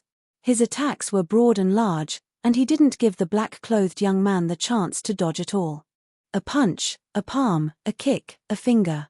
All of the fierce attacks were linked together, wave after wave, and the black-clothed youth could only defend, unable to dodge. Unless he risked his life and forcefully took on Ji Yufei's terrifying attack. Peng! Ji Yufei's right leg was like a long whip as it fiercely swept towards the black-clothed youth. The black-clothed youth roared in anger. Finally, he could not hold on any longer. His body was swept away, and he spat out a large mouthful of blood. "Did we make a mistake?" The black-clothed youth's heart was filled with hatred. He seemed to have provoked someone he shouldn't have provoked. Ji Yufei followed up with extremely swift and fierce movements. It was still a ferocious direct attack without any technique to speak of. With one step, an invisible momentum had already enveloped the black-clothed youth, who had crashed into several trees and fallen into the dead branches and withered leaves in the forest. The 8 desolate steps had 8 steps of extreme speed and 8 steps of 8 kills. With the first step of the 8 kill steps, Ji Yufei wanted to force his opponent to face it head-on, so that his opponent couldn't dodge or evade. Rumble. Under Ji Yufei's feet, there seemed to be a roar of wind and thunder. The world under his feet seemed to tremble, and the surrounding trees collapsed one after another. The power of destruction filled every inch of the space under Ji Yufei's feet. Boom! The black-clothed youth could only brace himself and raise his fist to meet the attack. His fist and his leg collided, and a fierce power swept out in all directions like a storm. A large area of the surrounding forest collapsed in an instant, and the debris flew all over the sky. The trees that were further away also fell down in a circle. 8 steps, 8 kill steps. With only the first step, Ji Yufei directly stepped on the black-clothed youth, and only half of his body was left above the ground. "If you are arrogant, I will be even more arrogant." If you are arrogant, I will be even more arrogant. However, if you don't have the strength to be arrogant, then everything will be a joke. Ji Fei flew backwards, and with a backflip, he took another step towards the black-clothed youth below. As Ji Fei took this step, the space under his feet really trembled, and transparent ripples spread out. The power contained in this step seemed to be able to tear the void, and it made people's hearts palpitate. 8 desolate steps, 8 steps, 8 kill steps. With every step, both the power and the aura would multiply from the previous step. This was not just a superposition of power, but also a superposition of the aura. Ji Fei was like the reincarnation of the god of death. His eyes flashed with a murderous light, and his body surged with a murderous aura. He often fought with ferocious beasts, so his body had a fierce murderous aura that was not something that someone his age should have. Ji Fei would never be lenient to those who wanted him dead. He would not show mercy, and when he attacked, he would not show mercy. This was Ji Fei's motto. In battle, there was no room for hesitation or mercy. Being merciful to the enemy was a fatal taboo in battle, because the enemy would not be merciful to you. When Luo Yunyang took the second step, the powerful pressure almost pressed the black-clothed youth to the ground. The ground began to tremble, and the broken wood and leaves on the ground floated up before completely collapsing into dust. In the face of such a fierce move, the black-clothed youth's expression changed completely. He had never expected to meet such a terrifying opponent here. He had thought that he would be able to quickly get rid of the young man that the Haotian trading group had planted in the dark, and then meet up with his subordinates to attack the Haotian trading group's ship. He was determined to get the item that the Haotian trading group was escorting. However, the current situation was that his life was in serious danger. You forced me to do this. The black-clothed youth looked up at Ji Fei, who was stepping down from the sky, and a hideous smile appeared on his face. Roar. With a loud roar, a majestic energy wave as heavy as a mountain erupted from the black-clothed youth's body. Suddenly, the ground cracked, and the sky shook. Kai kai kai. At the same time, countless rays of green light flew out of the black-clothed youth's body, like a peacock spreading its tail, shooting in all directions. Rise. The black-clothed youth shouted coldly and formed a seal with both hands. Then, all the green lights that shot out in all directions flew into the sky and shot towards Ji Fei from all directions. What's that? Ji Fei was shocked when he saw this, but he continued to take the second step down. The vast Yuan Qi wave that came out of his body deflected most of the green lights that shot towards him. However, the other dozen or so rays of green light directly broke through Ji Fei's protective upstanding qi and shot toward his vitals. I'll give you another thing. Below, the black-clothed youth raised his hand, and a black and white light ball immediately smashed towards Ji Fei from below. Chapter 102. Ding ding ding ding. More than a dozen green lights struck Ji Fei like meteors. However, they could not hurt him at all. Each green light was wrapped in an incomparably sharp flying knife. However, when these flying daggers stabbed Ji Fei's body, dazzling sparks sprayed out, and all of them were sent flying. Ji Fei vaguely noticed that every single flying dagger was inscribed with numerous talisman markings. Ji Fei's thoughts turned quickly and he instantly understood why these dozens of green lights could break through his protective gangqi and hit him. It seemed that these dozens of flying knives had been sacrificially refined. Sacrificially refined a magic weapon. Is this person a cultivator? Ji Fei's eyes could not help but narrow into a line. At this time, the young man in black threw a fist-sized ball of light surrounded by black and white gas at his feet. This is... Oh no. Ji Fei suddenly thought of something, and all the hairs on his body stood on end. Without thinking, he immediately retracted his second step. Ji Fei's power had long reached the realm of being able to withdraw and withdraw at will. He withdrew his second step without any hesitation. Swoosh. Ji Fei was frightened. The second step of the 8 steps 8 kills instantly turned into the 8 steps extreme speed. He rushed forward at an extremely fast speed, leaving a series of afterimages in the void. In an instant, he had rushed more than 10 feet in the air. Just at this moment, the ball of light that was surrounded by black and white gas suddenly began to spin. After that, A violent energy that was so terrifying that it caused everyone's heart to palpitate violently burst out after a strong flash of light. Rumble. It was as if thousands of horses were galloping, or as if the Milky Way had burst its dike. 3,000 streams of weak water poured down from the sky, and the world seemed to collapse.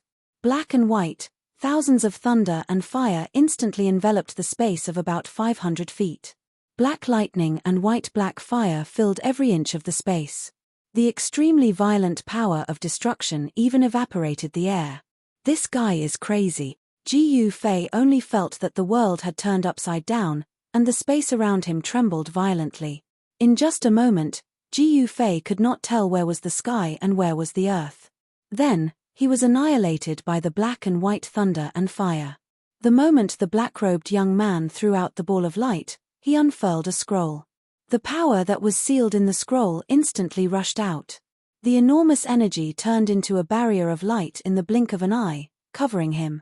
The space trembled, and he disappeared in an instant. Almost at the same time, in a dense forest several miles away, there were waves of ripples. The transparent ripples, like waves of water, spread out. Swoosh! A figure fell straight out from the void. This black figure that fell out from the void staggered a few steps, his body swayed, as if he was about to fall. Luckily, there was a short tree next to him, and he held on to the short tree, so he did not fall to the ground. After panting for a while, this person turned back to look at the black and white thunder and fire in the dense forest several miles away.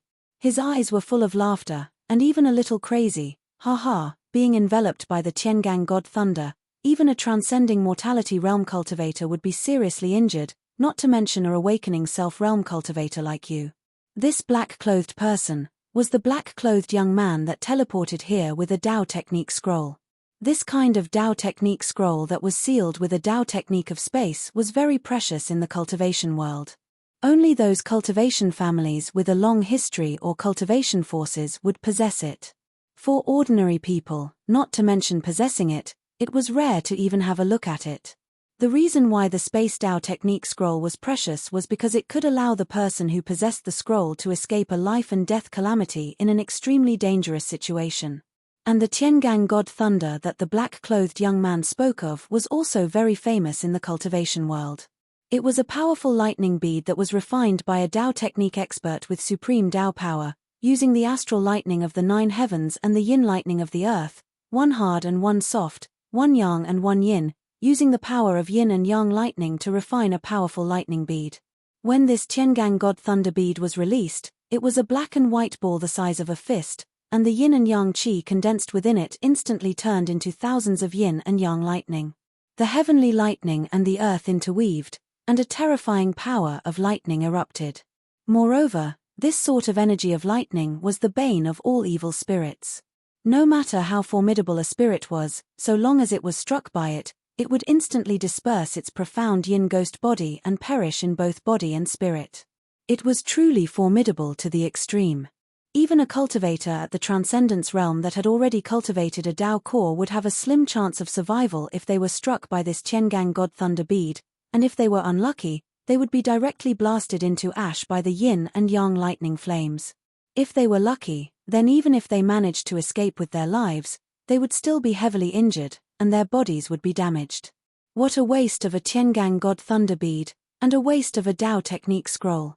The black-clothed young man muttered to himself as he indifferently wiped off the bloodstain on the corner of his mouth, and then he turned around and walked into the dense forest behind him, swiftly disappearing into the distance.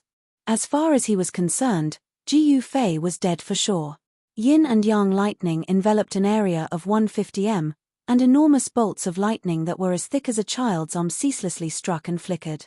A myriad of lightning flames blasted the ground to the point dust flew into the air, and the ground trembled violently as numerous enormous cracks spread out in all directions. The terrifying power of lightning tore through space and caused enormous explosions that swept through the dense forest with a radius of 1 kilometer. Numerous towering trees were torn into sawdust by the raging chaotic flow of energy, and then the intense friction caused them to transform into monstrous flames. Dense smoke and dust rose 3 kilometers into the air, and countless balls of flames shot out in all directions. In just a short moment, The primitive ancient forest had turned into hell. The forest within a radius of a few miles had disappeared, and what replaced it was a huge pitch-black pit. It was black, and it was the burnt soil. The phenomenon caused by the Tiangang god thunder could be clearly seen even from 100 miles away. Thunder rumbled, lightning flashed, and heaven and earth trembled. Dozens of miles away, the fleet that was traveling downstream also noticed the abnormality in front of them. "Miss, what is that?" On one of the Haotian trade caravan's ships, a servant in an emerald dress pointed to the front and said to a beautiful young man with white teeth and red lips who was waving a folding fan in his hand. The faint sound of thunder came from the front. A ball of strange black and white lightning flames was gradually weakening in the dense forest dozens of miles away, and thick smoke billowed into the sky. Everyone on the ship looked at this scene in shock. Could it be, there are cultivators fighting? As Miss Ling 13th of the Haotian trade caravan, Ling Luoyang more or less knew some secrets that ordinary people did not. White lightning flames and black lightning. Under normal circumstances, such a strange power of thunder and lightning would definitely not appear in nature at noon when the sun was high in the sky, unless a cultivator was using thunder techniques. Pass down the order. Everyone, be on guard. Although Ling Luoyang had not completely recovered from the fact that Ji Yufei had left, she was still an outstanding figure in the Haotian trade caravan. She could vaguely sense that something was wrong. "Yes, miss." Xiao Kui immediately left to pass down the order. Soon, the 3 Haotian trade caravan ships were shrouded in a tense atmosphere. Groups of green-clothed guards patrolled back and forth with serious expressions, as if they were facing a great enemy. The other merchant ships also seemed to feel the tense atmosphere on the Haotian trade caravan. The merchants who traveled between the north and the south were all shrewd fellows, so they followed suit. The ship owners also told their subordinates to be on guard. The terrifying power of yin and yang lightning wreaked havoc for a while before gradually dissipating. When the world returned to its calm state, the ground that was shrouded by the power of thunder and lightning was already riddled with holes. A pitch-black pit in the middle was especially conspicuous. Although the power of thunder and lightning had dissipated, the ground was still smoking, as if it had been burned by heavenly fire. The air was filled with a burning smell. A charred arm suddenly stretched out from the edge of the pit. Then, a black person, whose body was still emitting smoke, climbed out of the pit and stood up shakily. Although they had not yet stepped into the southern wasteland, there was still no sign of human habitation in the endless forest. A large river passed through the endless primitive forest and extended southward until the end of the horizon. On both sides of the river was an unbroken stretch of primitive mountain forest. In a beautiful valley, a waterfall emitted a deafening sound as it fell straight down from the cliff, forming a deep pool in the valley. The valley was green and the valley was green. The valley was full of flowers and strange grass. Outside the valley, the roars of wild beasts lingered, and the figures of fierce beasts flashed from time to time. On a big rock next to the waterfall, a ragged man with fluffy hair was sitting cross-legged. This man's body was charred black like charcoal. His clothes could no longer be called clothes, but a tattered rag draped over his body. This black man was Ji Yufei, who had been plotted against by the black-clothed man with the celestial thunder bead. Although he had defeated the black-clothed man, he had also been injured by the crazy guy with the celestial thunder bead, and his injury was very serious. The celestial thunder of the 9 heavens and the yin thunder of the earth, these 2 kinds of thunder and lightning could be said to be extremely terrifying. Moreover, they were extremely unstable. To refine them into a thunder bead, one could imagine the amount of energy needed.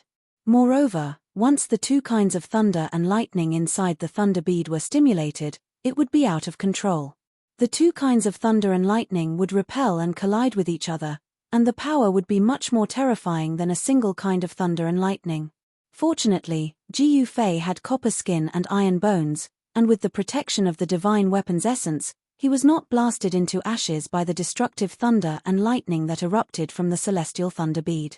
Ji Yufei operated the mysterious technique to heal himself. A misty glow emitted from his body, and his skin, which was burnt black by the thunder and fire, began to flicker with a sparkling luster. The world's essence converged from all directions and surged toward Ji Yufei's body. Chapter 103. The flowers and trees in the valley trembled slightly, and spots of green light drifted out from the plants. Jiu Fei's body was like a bottomless black hole, crazily absorbing all the life qi in the surroundings. Only when the sun set and darkness descended on the earth again did Jiu Fei's body burst out with a bright light. The bright light was like a five-colored flame burning. Crack! A subtle sound came from Jiu Fei's body, and his pitch-black skin began to crack. Very soon, Jiu Fei's body was covered with cracks like a spiderweb, like a delicate porcelain breaking. All of Jiu Fei's flesh and bones trembled slightly, and the charred, necrotic skin gradually fell off his body, revealing crystal-clear skin that emitted a misty brilliance like suet white jade. The Tai Chi diagram on his body gradually disappeared, turning back into yin and yang qi and entering his body. The yin-yang diagram on his chest suddenly flashed with a bright light and disappeared into the skin on his chest. After being nourished by the endless spiritual qi, Jiu Fei's injuries were completely stabilized. Even though the divine weapon's essence qi in his body protected his body at the critical moment and resisted the heavenly lightning and earthly fire, Jiu Fei was still charred on the outside and tender on the inside. He was seriously injured, and it was a tragic sight. This showed that the heavenly dipper thunder was indeed worthy of its reputation. If it was an ordinary cultivator, they would have been killed by the thunder and lightning long ago. This time, he was seriously injured. If he had not tempered his body day and night, and the vitality in his body far exceeded that of an ordinary person, it would have been very bad. Even his cultivation might have been affected, and he would have needed a long time to recuperate. Where did that guy come from? He seems to be targeting the Haotian merchant team. Jiu Fei opened his eyes, and a bright light flashed in them. He seemed to have become the target of a force that wanted to eliminate him. Jiu Fei stood up from the boulder. The waterfall beside him rumbled like a white chain pouring down from the peak of the mountain. Waves of water vapor blew against his face, making Jiu Fei feel refreshed. The mountain range was filled with spiritual qi, especially the rich wood power. It was truly a good place to recuperate. Jiu Fei surveyed his surroundings. Under the hazy moonlight, the valley was very calm. But outside the valley, the roars of beasts could be heard from time to time. The outside was not a friendly place. I wonder if the people of the Haotian trading group can deal with those mysterious fellows. I'm afraid that girl has already arrived at Bluestone Town, Jiu Fei muttered to himself. He knew that with this delay, the Haotian trading group's merchant ship had already left and might have already arrived at Bluestone Town. The girl he was talking about was the 13th daughter of the Ling family, Ling Luoyang. Squeak squeak. Suddenly, a crisp chirp came from outside the valley. Following that, Jiu Fei saw a tiny silhouette flash by the entrance of the valley, and a little beast charged into the valley at lightning speed. The small beast was only the size of a fist. The most mystical thing about it was that there was a vertical scar on its forehead, as if there was a vertical eye growing on its forehead. Three-eyed mink. Jiu Fei could not help but feel happy when he saw this small beast. When he was fighting with the mysterious black-clothed youth, how could he have the time to care about this small beast? Now that he saw that this small beast did not seem to be affected by the battle, Jiu Fei was filled with joy. This little critter was really too adorable. Its purple fur was as smooth as silk, and it was faintly circulating with a layer of faint brilliance. It had a pair of quick-witted big eyes that were flickering like agate, and were brimming with intelligence. This small beast was actually a little elf born from the spiritual qi of heaven and earth. It was really extraordinary. Squeak squeak. The small beast came to the top of a short tree not far away from Jiu Fei and stared at the magical treasure pouch on Jiu Fei's waist that was used as a storage bag. It let out a series of chirps. Hee hee. Little fellow, you're still thinking about that beast crystal. Jiu Fei could not help but smile when he saw this. Suddenly, he noticed that there was a flash of light between the small beast's sharp claws. Jiu Fei quickly fixed his eyes on it and was surprised to find that the small beast's sharp claws were actually holding a small, crystal-clear stone that looked like an emerald. Jiu Fei knew that it was not a stone, but a beast crystal. He felt an extremely weak wave of spiritual qi from the green crystal that the small beast was holding. It was a wave of wood elemental spiritual qi. Although the green crystal was only the size of a little finger, it did indeed contain spiritual chi. He didn't know where this little critter found this beast crystal. Seeing that the spiritual chi it contained was so weak, it should be the beast crystal of a weak fierce beast. Could it be that this little beast killed a fierce beast and obtained this beast crystal from the fierce beast's body? If that's the case, this small beast is too shocking. When Ji Yufei thought of this, his heart could not help but tremble. Squeak squeak. The small beast suddenly grabbed the small beast crystal and gestured at Ji Yufei. Little fellow, what are you trying to do? Ji Yufei said with a smile. This was really a psychic small beast. Unfortunately, it could not speak, so Ji Yufei had no idea what it wanted to express to him. The small beast seemed to be a little anxious as it chirped and constantly used its little claws to point at the magical treasure pouch on Ji Yufei's waist. The clothes on Ji Yufei's body were tattered, but the magical treasure pouch on his waist was still considered intact and was not damaged by the power of thunder and lightning. The magical treasure pouch refined by a great cultivator of the Imperial Void Realm was not so easily damaged. After curiously looking at the small beast jumping and gesturing for a while, Ji Yufei seemed to know what this small beast wanted to do. It seems to want to exchange that beast crystal with me. Ji Yufei hesitantly took out the khaki-colored beast crystal from his magic treasure pouch. The beast crystal was the size of 2 adult men's fists. It was emitting a faint khaki-colored light, and a huge spiritual yuan fluctuation immediately spread out. Squeak squeak. When the small beast saw that Ji Yufei took out the beast crystal, it immediately chirped happily and waved its 4 claws. Whoosh! A purple shadow flashed and the small beast pounced towards the beast crystal in Ji Yufei's hand like lightning. Ji Yufei did not stop it. He only felt a shake in his hand and the small beast flashed away again. He looked down and sure enough, on top of the beast crystal in his hand, there was another small piece missing. Ji Yufei smiled helplessly and saw a green crystal rolling beside his feet. It was the beast crystal that contained a trace of Jupiter and spiritual chi that the small beast had taken out. Such a weak spiritual chi could hardly attract Ji Yufei's interest. However, he still bent down and picked up the small, sparkling and translucent beast crystal that was like an emerald and placed it together with the earthy yellow beast crystal into the magical treasure pouch.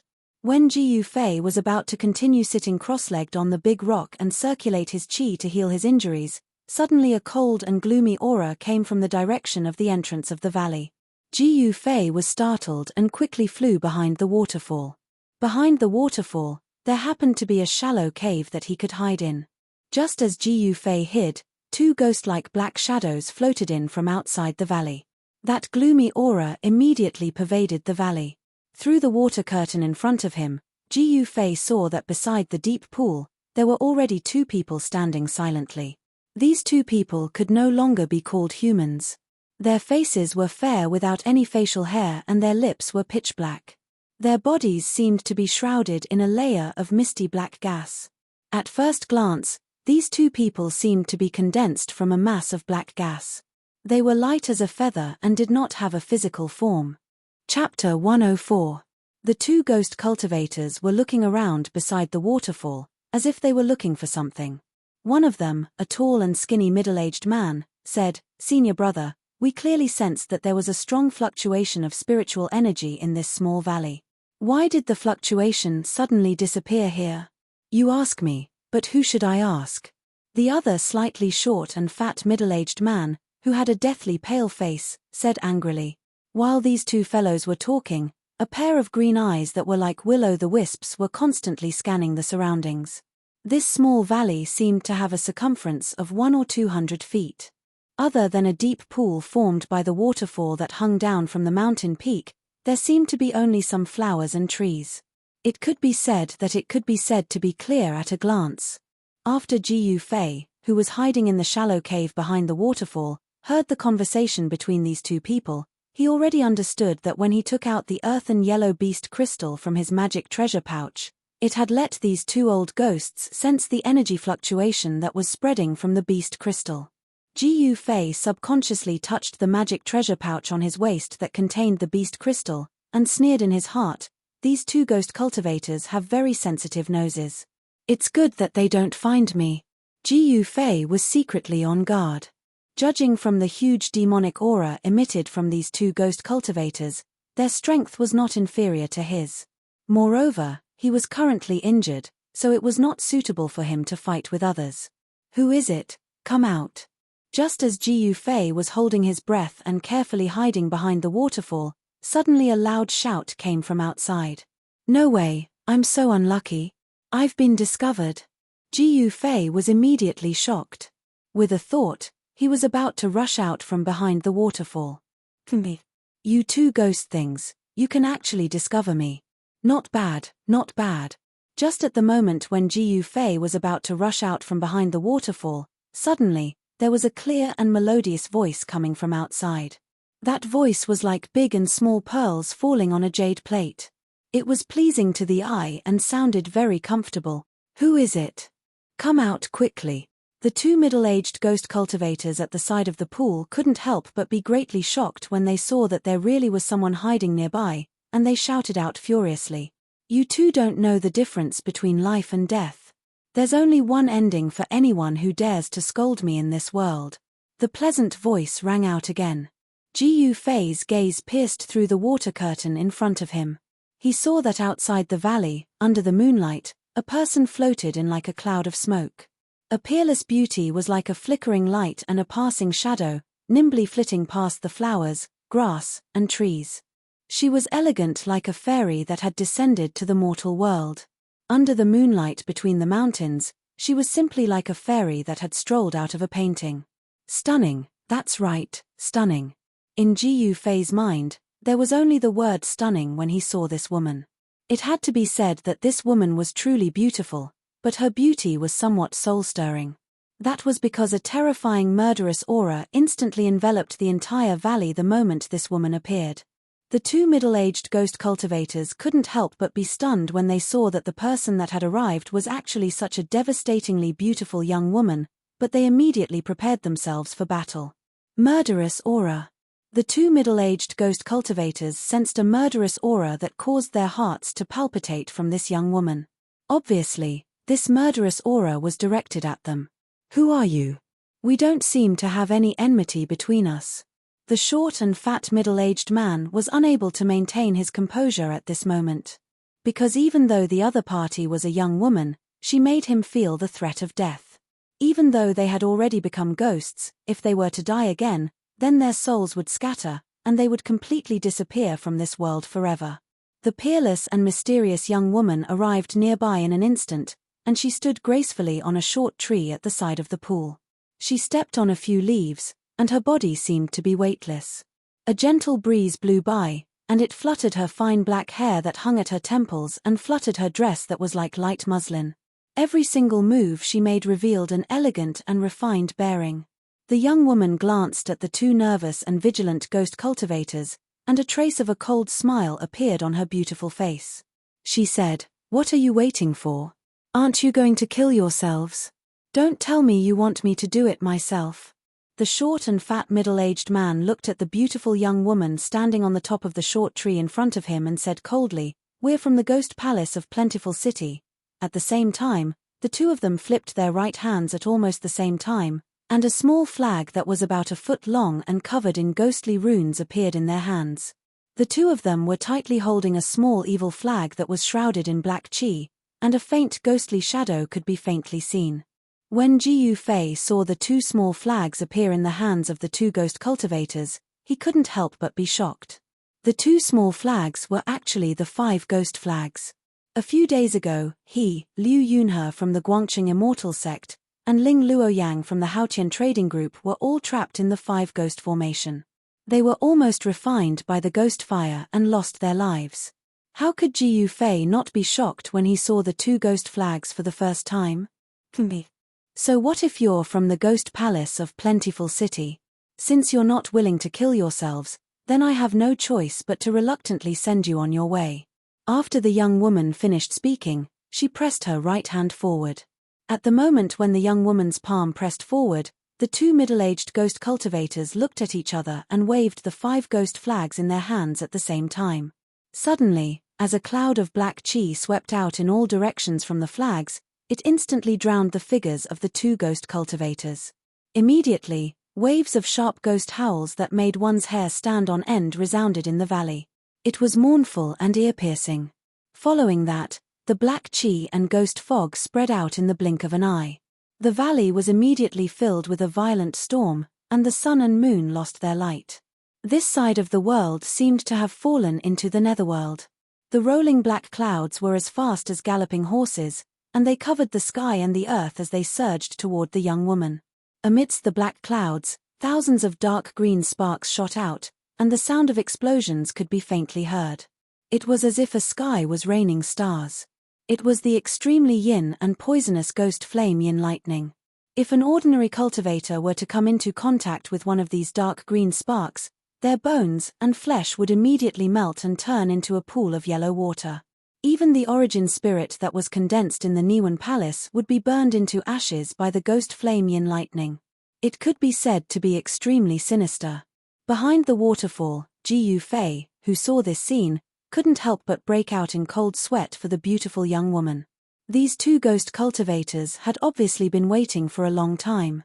Once they attacked, they used their full strength, and they hoped to kill this mysterious young woman in one go. However, the wishful thinking of these two ghost cultivators was destined to fail. The young woman's right hand that pressed forward erupted with a vast wave of energy. After that, a large hand of raging flames rushed out from the young woman's palm, and it instantly enlarged to the size of a house. The vast and mighty raging flames burned the surging black chi and ghost fog into light smoke, and the thousands of ghosts and spirits in the ghost fog dispersed at the same time. Chapter 105. The surging black smoke and ghostly mist were caught by a faintly discernible and seemingly transparent fire net. The fire net spread out in all directions, and the black smoke and ghostly mist were immediately wrapped up like dumplings. The sharp and ear-piercing ghost howls shook the entire valley. Only now did the two ghost cultivators who were hiding in the black mist realize that they had provoked someone they shouldn't have provoked. They roared again and again in the ghost mist, releasing layers of Shenyin ghost chi, wanting to break the seal of the fire net. A myriad of ghastly green ghost flames shot out from the roiling ghost mist and collided with the flaming net, causing a myriad of dark green specks of ghost flames to spread out, and the sounds of explosions were dense like a string of pearls. The dark yin baleful energy that erupted out was like a raging sea that pounced towards the flaming net in unison. Kai, Kai. As soon as the green ghost flames and Shenyin ghost energy pounced on the fire net, they immediately emitted bursts of green smoke and dissipated into nothingness. Ji Yufei, who was hiding behind the waterfall, couldn't help but be shocked when he saw the scene outside. He had tasted the power of this Shenyin ghost flame. It was extremely sinister and powerful. However, when the thousands of ghost flames hit the fire net didn't even have the slightest tremble. It was still gradually shrinking inwards. It was actually refining the thousands of ghosts with its unpredictable firepower. That beautiful girl actually had such a magical ability. This made Ji Yufei couldn't help but look at her in a different light. Roar. Why did you attack us? Aren't you afraid of offending my plentiful city ghost palace? A mournful roar came from the ghost mist that was trapped in the fire net. The girl standing on the top of the short tree next to the pool smiled indifferently. There was a trace of disdain on her face. She opened her red lips and said, "Others are afraid of your plentiful city ghost palace, but I am not. Even if the ghost emperor of plentiful city came, he wouldn't dare to do anything to me." This girl's background seemed to be not small. She actually dared to look down on the plentiful city ghost palace. The ghost emperor of plentiful city was a terrifying expert who had cultivated the immortal ghost body. Ji Yufei was secretly shocked. Although it was his first time going down the mountain, it didn't mean that he hadn't heard of the name of the ghost emperor of plentiful city. This old ghost was extremely legendary in the cultivation world. With his own strength, he created the ghost cultivation Tao among the four great cultivation systems of Buddhism, Taoism, Fiendish, and Demon. He became a hero and fought with Buddhism, Taoism, Fiendish, and Demon. This ghost emperor of plentiful Do was a peerless genius that was rarely seen throughout the ages. In this world, there weren't many people who dared to look down on ghost emperor Fengju. "Who the hell are you?" The two ghostly cultivators who were trapped in the fire net were startled and asked hurriedly. The 5-ghost pennant was actually unable to break through the fire net. It seemed that they were doomed today. The fire net was miraculous. It was still gradually shrinking inwards. The flames emitted from it were very different from ordinary flames. They seemed to be transparent, faintly discernible, and not fierce at all. They seemed to be a kind of divine flame that was in between existence and non-existence, between tangible and intangible. But what was certain was that the divine flame emitted from the fire net was definitely not the Buddhist demon refining fire, nor did it seem to be the Daoist 3 true fire. However, the power of this divine flame was definitely not inferior to the Buddhist demon refining fire or the Daoist 3 true fire. It might even surpass them. You have eyes but can't see. Who can you blame? The corner of the girl's mouth rose and she smiled disdainfully. Then, she formed a mysterious spell with both of her hands. The fire net suddenly burst into flames. The unpredictable fire power surged out and burned everything around it. There wasn't any terrifying heat wave, but the flowers and trees in the valley began to wither. The water in the pool began to bubble and evaporate. All the fish floated on the surface with their white bellies. Jiu Fei, who was hiding behind the waterfall, didn't feel any heat. However, he felt that his blood and qi were actually boiling. The fire seemed to be burning inside his body. It made him sweat profusely and his whole body was boiling hot. It was really strange. "Spare me, miss, spare me." In an instant, more than half of the surging black gas and thick ghostly fog were refined. The fire net had shrunk to less than 10 feet. Vaguely, one could see two figures shrouded in ghostly fog under the fire net. They were faintly discernible in the ghostly fog, waving a large banner in their hands anxiously. Layers of dark ghostly qi surged out from the two large black banners. In the hazy ghostly fog, there were thousands of ghostly shadows wandering and howling. It was a creepy sound. "How dare you offend me? Death cannot wipe out your crimes. Obediently accept your death." The beautiful girl's face was as cold as ice. The coldness in her words was suffocating. She formed a spell with both of her hands and shot out a vast amount of fire origin power at the fire net. Sizzle. The ghostly fog that was shrouded by the fire net was refined into wisps of light smoke. The thousands of ghostly creatures in the ghostly fog screamed as they were burned to death by the divine flames. The fiery net was still shrinking. The two ghostly cultivators were frantically begging for mercy. However, the young lady turned a deaf ear to the pleas of the two ghostly cultivators. She was unmoved and continued to manipulate the fiery net to refine the layers of ghostly mist. Thousands of malicious ghosts were instantly turned into nothingness. The two ghost cultivators who were shrouded in the fire net begged for mercy again and again. Just because of a disagreement, they'll fight to the death. This girl. Jiu Fei couldn't help but be secretly shocked. This girl killed people at the slightest provocation. She was really arrogant and overbearing. If she knew that I was invisible, would she also attack me? Thinking of this, Jiu Fei suddenly had an idea. He quickly restrained his breath and stood quietly in the shallow cave behind the waterfall. He didn't even dare to breathe loudly. Just when the two ghost cultivators were about to be refined together with the 5-ghost streamer by the fire net that emitted the strange divine flames, a few squeaks suddenly came from the dense forest outside the valley. The sound was so faint that it seemed to be the cry of some kind of beast. After hearing these cries, the girl's face lit up. "Count yourself lucky." The girl pointed at the fire net impatiently. Whoosh! The fire net that was shrouding the two ghost cultivators immediately flew toward the girl. The fire net shrank rapidly. The girl leaped up and grabbed the fire net that had shrunk to the size of a fist in her hand. Then, she rushed out of the valley like the wind. In an instant, the girl's figure disappeared into the dense forest outside the valley. The two ghost cultivators didn't expect that the girl would suddenly leave. The two ghost cultivators who had escaped with their lives waved the big streamer in their hands repeatedly and retracted all the black qi and ghost mist that lingered around them. Then, the two ghost cultivators collapsed to the ground as if they had exhausted all the ghost energy in their bodies. However, their faces revealed the joy of surviving a disaster. "Senior brother, Where did that girl come from? The tall and thin ghost cultivator asked the short and fat ghost cultivator with lingering fear. I don't know. This is not a good place. Let's leave quickly. If that girl comes back, we won't be able to escape death. The short and fat ghost cultivator didn't care about his weak body and struggled to stand up. The battle just now was extremely dangerous.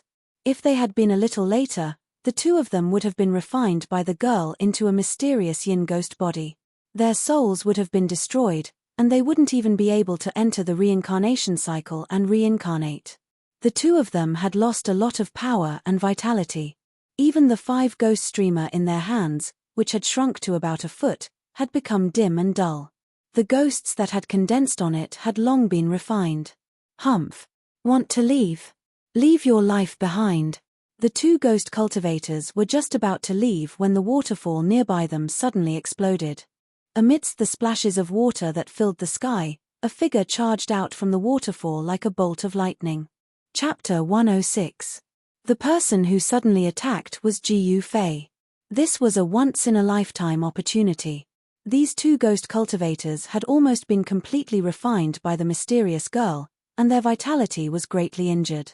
This was the time when they were at their weakest. Boom. Using the 8 desolate steps, he shook open the water curtain in front of him and rushed out from behind the waterfall.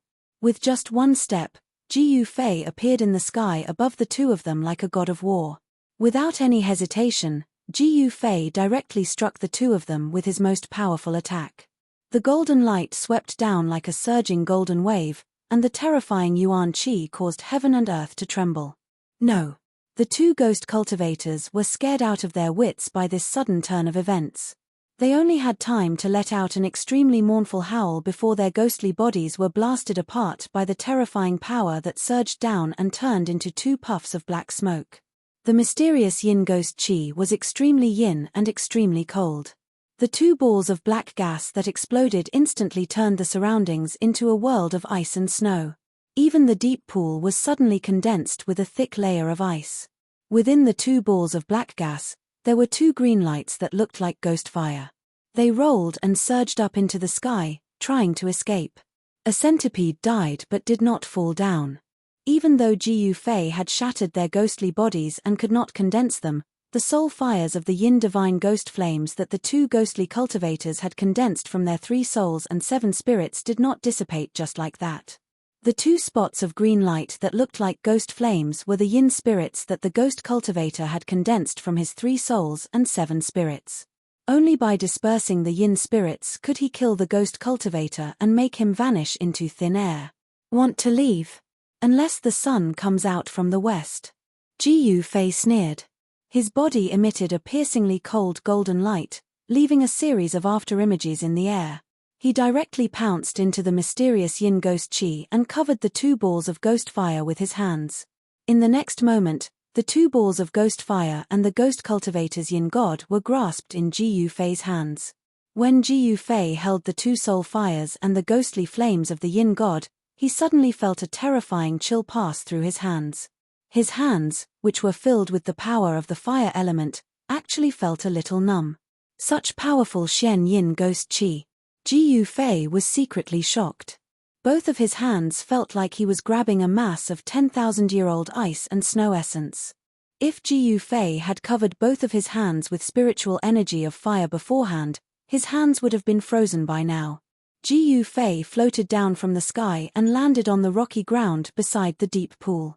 Peng! Without any hesitation, Jiyu Fei exerted strength in his right hand and clenched it. He immediately crushed the soul fire in his hand. The yin spirit flame directly destroyed the ghost cultivator's soul, and he would never be able to reincarnate. It wasn't that Jiyu Fei was vicious and merciless. It was just that the world of cultivation was this cruel.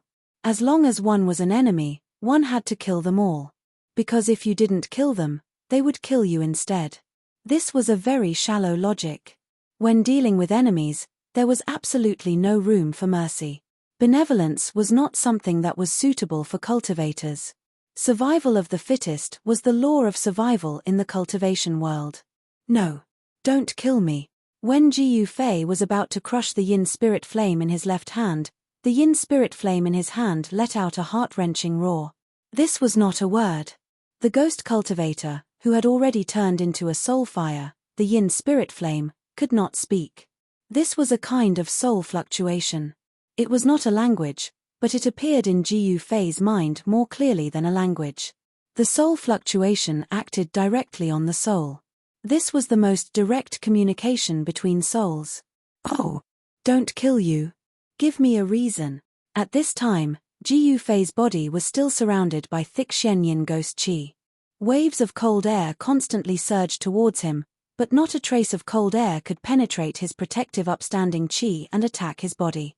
The dazzling aura kept the ink-black profound yin ghost qi at bay. The soul fire flickered rapidly. The ghost cultivator was anxious.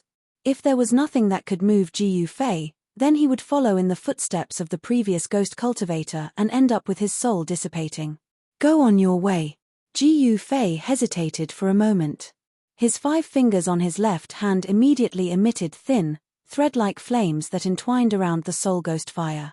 His 5 fingers slowly closed. Don't. I know a secret.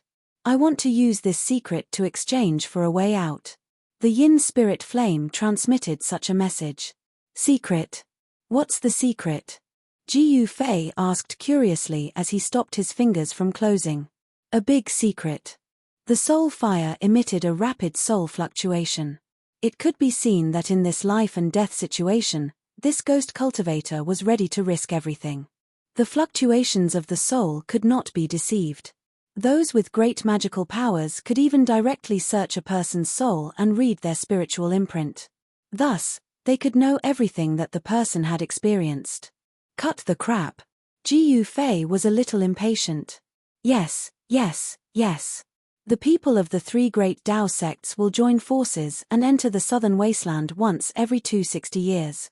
This time, our plentiful city Ghost Palace received news that there is a strange place in the southern wasteland that opens every 260 years. The people of the 3 great Dao sects enter the southern wasteland to go to that strange place. Hearing this, Jiu Fei's face suddenly became a little ugly. He pondered for a moment and then asked, could it be that you are here for the people of the 3 great Dao sects? It's not just our plentiful city Ghost Palace. The people of the Buddhist, demon, and demon forces have also sent their outstanding successors to the southern wasteland to make things difficult for the 3 great Dao sect. This ghost cultivator wanted to exchange for a chance of survival, so he told everything he knew without holding anything back. The Buddhist, demon, and ghost forces have all come. It seems that this trip to the ruined sky realm will not be simple. Jiu Fei couldn't help but frown. Even in the 3 great Daoist sects, the ruined sky realm was highly confidential. Ordinary disciples had no idea what kind of place the ruined sky realm was, and outsiders had no idea where it was. How did the 4 great forces know that the ruined sky realm was in the southern wasteland? It seemed that there was a problem with the 3 great Dao sects. Could it be? Jiu Fei couldn't help but think of Zhao Xuanji, who had forced him into a desperate situation twice and almost lost his life to the Li Fire flying sword. From the words of the senior sword immortal who broke the 5 ghosts formation and rescued Liu Yunhe from the Guangqing immortal sect, it seemed that Zhao Xuanji was a traitor of the Guangqing immortal sect. Could it be that Zhao Xuanji was behind all of this? Thinking of everything that had happened after he left the mountain, Jiu Fei vaguely guessed something. The southern wasteland, this savage land, was destined to not be peaceful. Brother, can you let me go now? A soul fluctuation entered Jiu Fei's mind, causing him to wake up from his thoughts. Jiu Fei looked at the green ghost flame in his hand and smiled. Let you go? Isn't that releasing a tiger back into the mountains? I won't do such a stupid thing. Chapter 107. Under the moonlight, in the deep valley, beside the waterfall pool, a cloud of black qi and ghost mist suddenly emitted a piercingly cold golden light.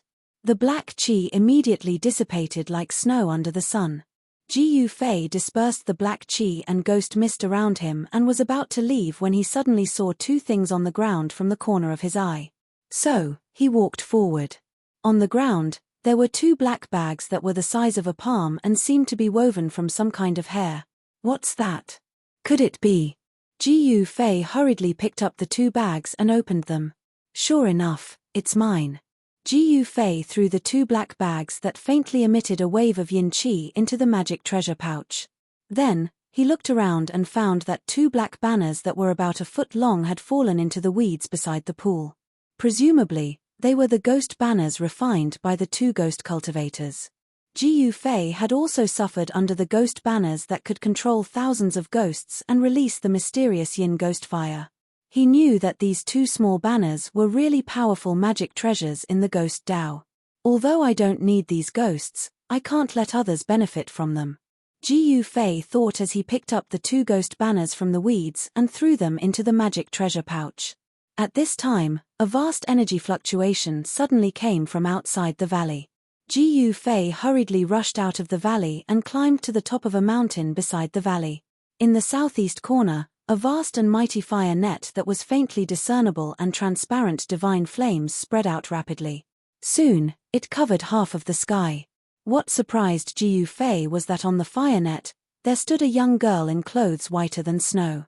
Under the light of the faint fire, the young girl seemed to be dyed with a layer of faint golden luster. She was like a fairy that had descended from the 9th heaven. As her clothes fluttered, it seemed that she would fly away with the wind at any time. She stepped on the fire net and covered all directions. As she descended, the trees around her were all turned into flying ashes. What he saw in front of him caused Ji Fei to be extremely shocked. Vaguely, he heard a few indistinct cries coming from the dense forest that was covered by the fire net. She's capturing that 3-eyed divine mink. Ji Fei was apprehensive. For the sake of capturing a small beast, she actually destroyed an entire mountain forest. This woman's methods were truly formidable. She didn't have any misgivings. The forest that was enveloped by the fire net was being destroyed. Countless beasts were fleeing, but regardless of whether they were extremely powerful beasts or weak and docile animals, all of them could not escape death. Suddenly, the young girl seemed to sense something and turned her head to look in Ji Fei's direction. Ji Fei was startled and hurriedly turned to leave. The young girl only saw a blurry figure flash by. She was operating the fire net with all her strength to capture that mystical little critter. Even if there were people spying on her from the side, she wouldn't pay any attention to them. No one dared to interfere with her matters. This was the absolute confidence born from her formidable strength. Ji Fei had seen the domineering behavior of the young girl. She wanted to take someone's life without saying a word. This kind of person was absolutely not someone he wanted to provoke. Moreover, in order to kill those 2 ghost cultivators, he had used all his strength. His injuries that had just stabilized seemed to be showing signs of flaring up again. After identifying the direction and listening to the sound of the flowing water, Ji Fei followed the river and passed through the dense forest for dozens of miles. Then, he stopped at the bottom of a cliff by the river. On the cliff, there were many caves that looked like honeycombs eroded by the wind and rain. Ji Fei used a huge rock to seal himself in one of the caves. Then, he took out the sparkling and translucent beast crystal from his magical treasure pouch and held it in his hands. He began to operate the mysterious technique and used the ancient body refining technique to absorb the pure spiritual yuan contained in the beast crystal. Although the spiritual yuan in the beast crystal was harder to refine than the heaven and earth yuan qi, the spiritual yuan in the beast crystal was much purer than the heaven and earth yuan qi. In order to quickly heal his injuries, Ji Fei had to think about this beast crystal. The beast crystal, which was half the size of a human head, was held in Ji Fei's hands. The earthy yellow light shone brightly and illuminated the cliff cave. This was the pure thick earth qi. The misty yellow light, as if it had a life of its own, was constantly stimulated and then integrated into Ji Fei's body. As the earth energy in the beast crystal was continuously absorbed, the beast crystal slowly shrank. The pure and majestic spiritual yuan continuously surged into Ji Fei's body. The spiritual yuan in the beast crystal, after the initial refinement of the 5-colored natal qi in his dantian, spread to every part of his body. All the muscles, bones, and flesh in his body unconsciously trembled slightly, slowly refining the spiritual yuan that was transported to every part of his body, and then melting it into his own yuan qi. Jiu Fei was shrouded in the misty yellow light. The earth energy flowed ceaselessly and finally gathered in Jiu Fei's body. After one night, the beast crystal had shrunk by more than half, and it looked to be the size of a child's fist. When the night receded and the sun rose, the beast crystal had shrunk to the size of an egg, becoming a big crystal clear bead. Until then, Jiu Fei stopped absorbing the spiritual yuan and opened his eyes. As expected, with the nourishment of the spiritual yuan in the beast crystal, Jiu Fei's injured body was no longer a problem. Of course, the amazing healing power of Jiu Fei's body was also a big reason why his injured body could recover so quickly. After refining his body day and night, it was of course very fast for him to recover from injuries. When Jiu Fei walked out of the cliff cave, climbed up the cliff, and looked south, he was surprised to find that in his field of vision, there was a dark wall at the end of the green field. Is that the Bluestone town? Jiu Fei was shocked. The river that was flowing south had changed its course. It no longer flowed south, but southwest. That pitch-black wall stood beside the river that had been diverted. I can't act rashly. According to the ghost cultivator, other forces in the world of cultivation have also sent people into the southern wasteland. The Bluestone town is a place that must be passed to enter the southern wasteland. The situation in the southern wasteland has become very complicated. I should completely recover from my injuries before going to the Bluestone town. This was not cowardice, but caution. All the major forces had already sent their outstanding disciples to the southern wasteland. Jiu Fei had to be careful. The disciples of other forces were no worse than the younger generation of the three major Taoist sects. Wasn't there a disciple of the younger generation in the demonic path who used a demonic saber to fight against Li Lingfeng? The world was big, and there were many capable people. One could not underestimate the people of the world. Jiu Fei urgently needed time to recover from his injuries. In the next few days, he operated the mysterious technique in the Primeval Forest. He absorbed the yuan qi from all directions and tempered his injured body. The closer he got to the southern wasteland, the fewer ferocious beasts in the forest. However, these ferocious beasts became more and more terrifying. Jiu Fei found traces of many huge beasts in the area beside the river. Many of them were terrifying ferocious beasts. Jiu Fei was too lazy to pay attention to these ferocious beasts. Apart from looking for something to fill his stomach when he was hungry, he spent the rest of his time sitting cross-legged in the cliff cave and operating the mysterious technique. The spiritual energy of the plants converged, and a green brilliance flickered continuously in the cliff cave. The spiritual energy around Jiu Fei was dense, and a hazy green radiance enveloped his body. Wisps of pure spiritual energy of the plants flowed into his body, and his injured body was constantly nourished by the gentle green glow. Traces of clotted blood were discharged from his pores. After another 2 days, Jiu Fei's injuries were completely healed. His entire body was filled with a vast amount of yuan qi. Every inch of his flesh and blood contained great power. Chapter 108. The southern wasteland had a vast territory. Unlike the central plains, more than 90% of the southern wasteland was covered by primeval forests. Greenstone Town was located in the middle of the endless forest. Instead of calling Bluestone Town, it would be more appropriate to call it a city. The city wall was 200 feet high, isolating Greenstone Town from the forest outside. It was necessary to build a city wall. The city wall was 200 feet high, enough to stop most of the beasts from entering the town. Of course, if there were some rare flying beasts, the city wall would not be able to stop them.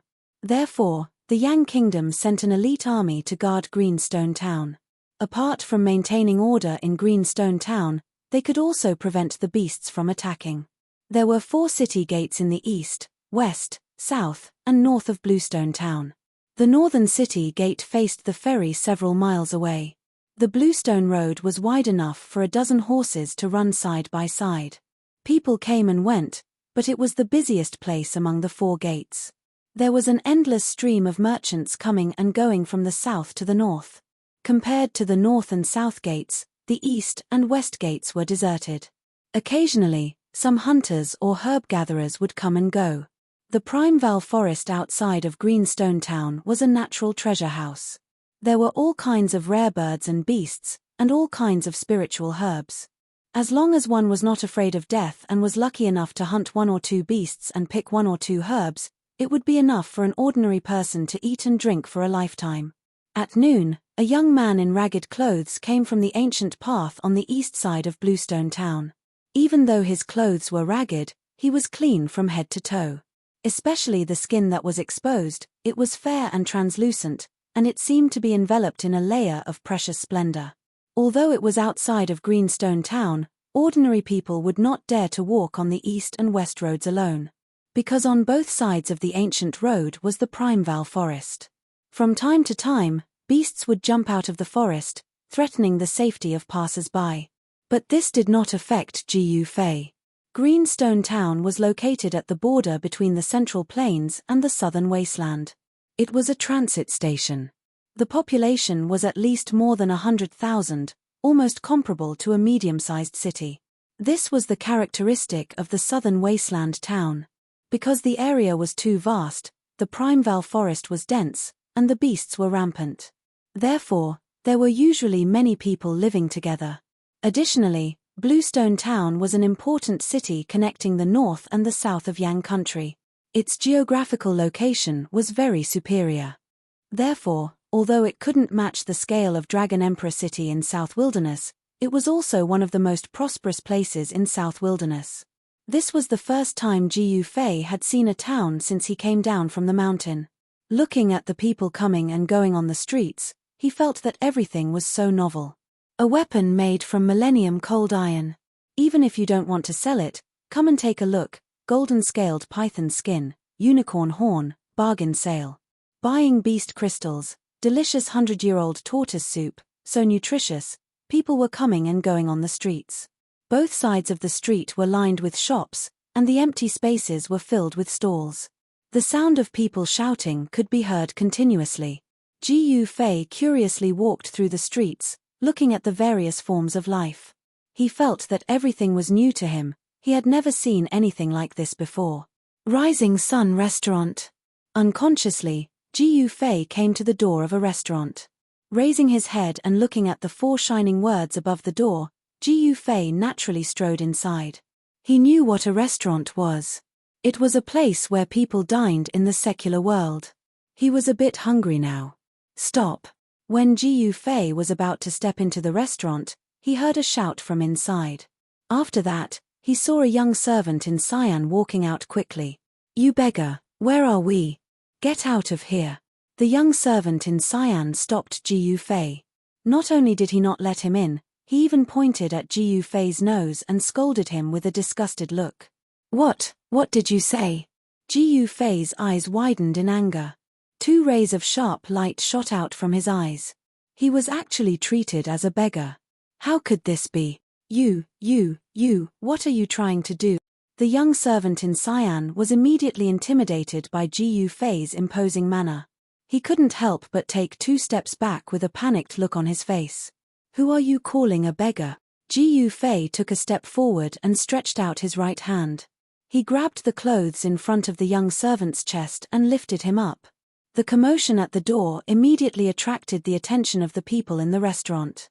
A middle-aged man who looked like a shopkeeper quickly walked out from behind the counter.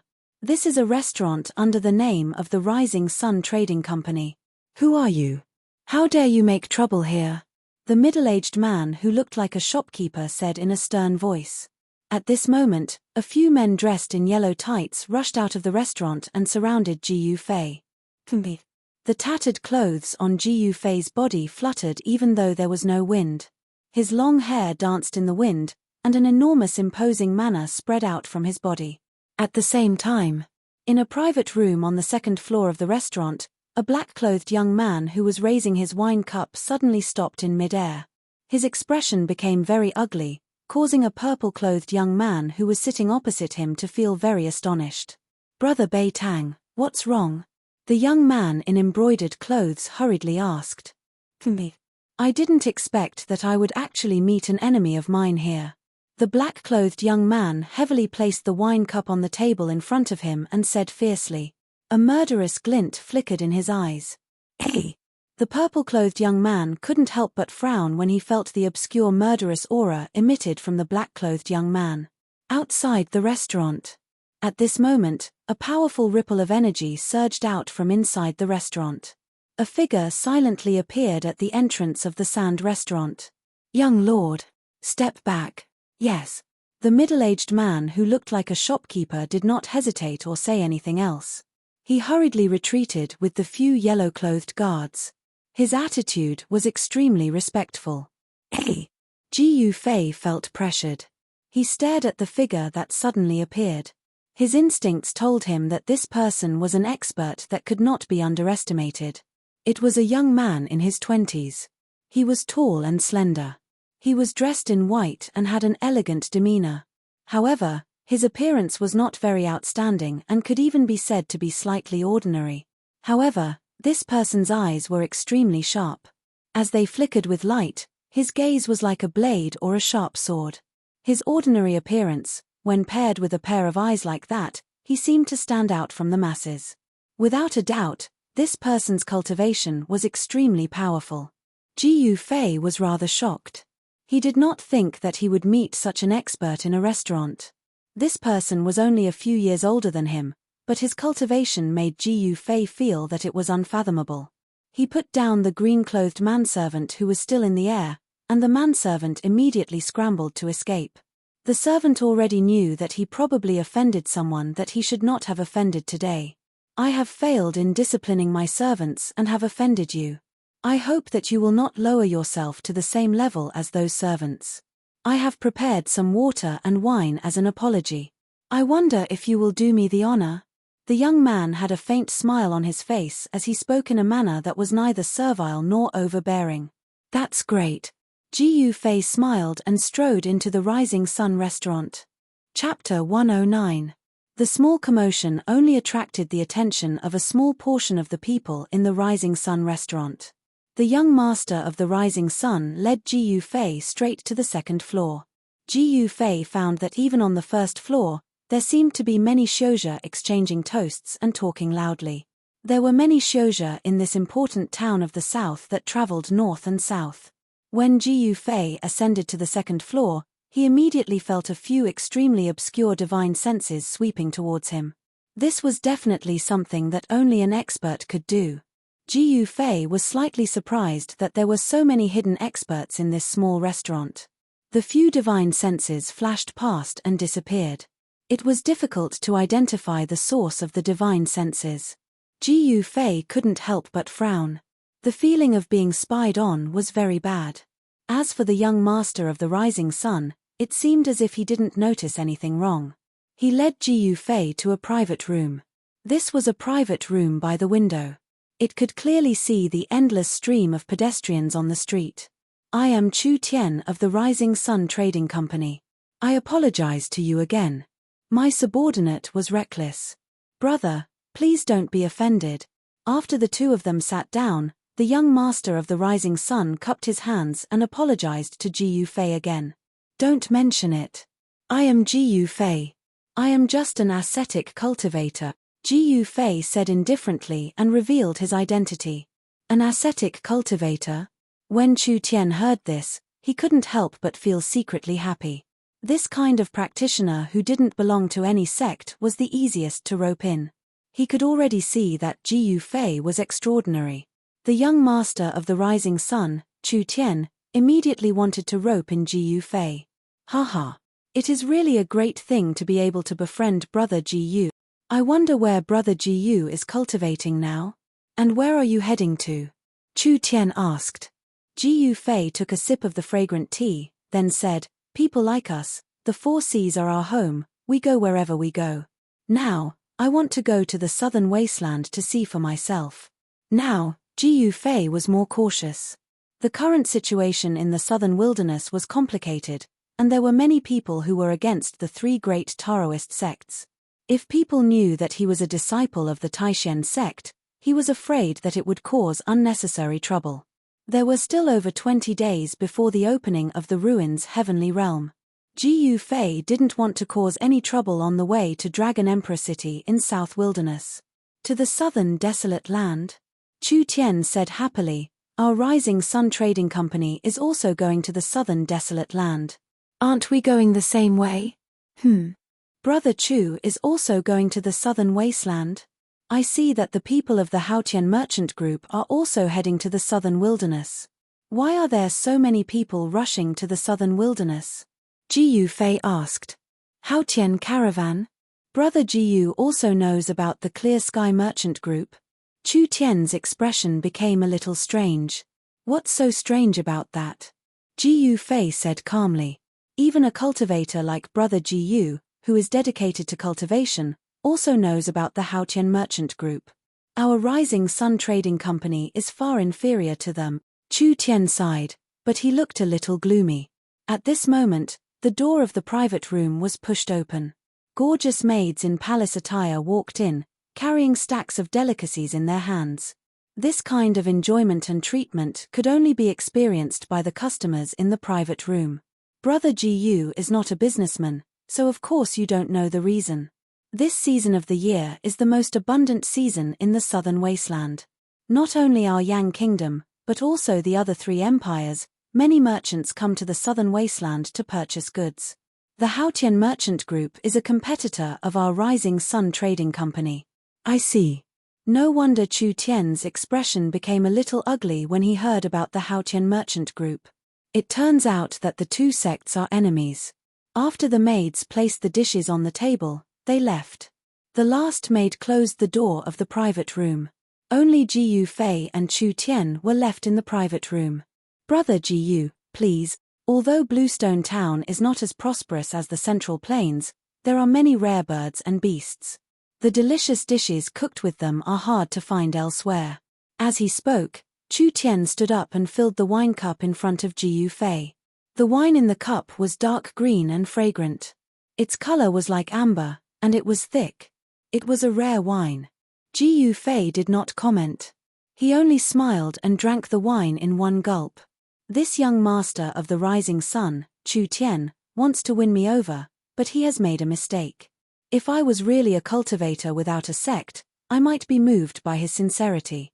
I have to admit that Chu Tian is indeed bold, broad-minded, and has some tricks up his sleeve. Compared to Ling Luoyang, Chu Tian was more like a businessman. However, after drinking the wine, Jiyu Fei's expression changed immediately. Raw. Bastard, you deserve to die. He stood up abruptly and attacked Chu Tian with his palm. A dazzling light surged forward, and the big table in front of him was instantly shattered into sawdust. Brother Jiyu. Such a sudden and unexpected event caused Chu Tian to be greatly shocked as well, and he hurriedly retreated while his hands moved about, causing a myriad of sawdust to form a barrier before him. Bang! The ferocious force pushed Chu Tian into the wall behind him. The entire restaurant seemed to shake, and the wall behind Chu Tian suddenly cracked like a spider's web. At this moment, Jiyu Fei's face turned black, and his body trembled as if he had been poisoned. It was obvious that the wine that Jiyu Fei drank was poisoned. Jiyu Fei was inexplicably shocked and angry. After pushing Chu Tian back with his palm, he staggered a few steps, and his body was on the verge of collapse. He never would have thought that Chu Tian would be so sinister. Rousing the yuan qi in his body, Jiyu Fei forced all the wine out of his body through his pores. However, what seeped out of his body was not wine, but traces of pitch-black and smelly liquid. The pitch-black liquid dripped from his body. Sizzle. White smoke rose from the ground, showing how strong and overbearing the poison was. Even the floor was corroded. Jiyu Fei took a deep breath, and the muscles, bones, and internal organs in his body immediately let out a muffled explosion.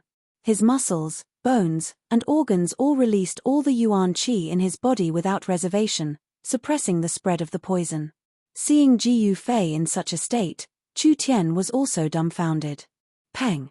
At this moment, the door to the private room was suddenly smashed, and 2 people walked in from outside. It's you. When Jiyu Fei saw the young man in black, his eyes immediately turned red, and the muscles on his face could not help but twitch. The 2 people who came in were 2 young men, one dressed in black, the other in white. Both were handsome and elegant, and their eyes were like cold stars. They looked at Ji Yufei and Chu Tian with a faint smile. The young man in black was the mysterious young expert who thought that Ji Yufei was from the Haotian trading group and tried to kill Ji Yufei in the dense forest by the river. Chapter 110. Ji Yufei's eyes, which had turned blood red due to his anger, swept a glance at the three people in the private room. Then, without thinking, he smashed through the window and leaped out with a peng. His blood-red eyes revealed an incomparably fierce light. The three people felt as if they were being stared at by a poisonous snake, and they actually had a kind of feeling of fear. The three people were stunned, and Ji Yufei had already broken the window and escaped.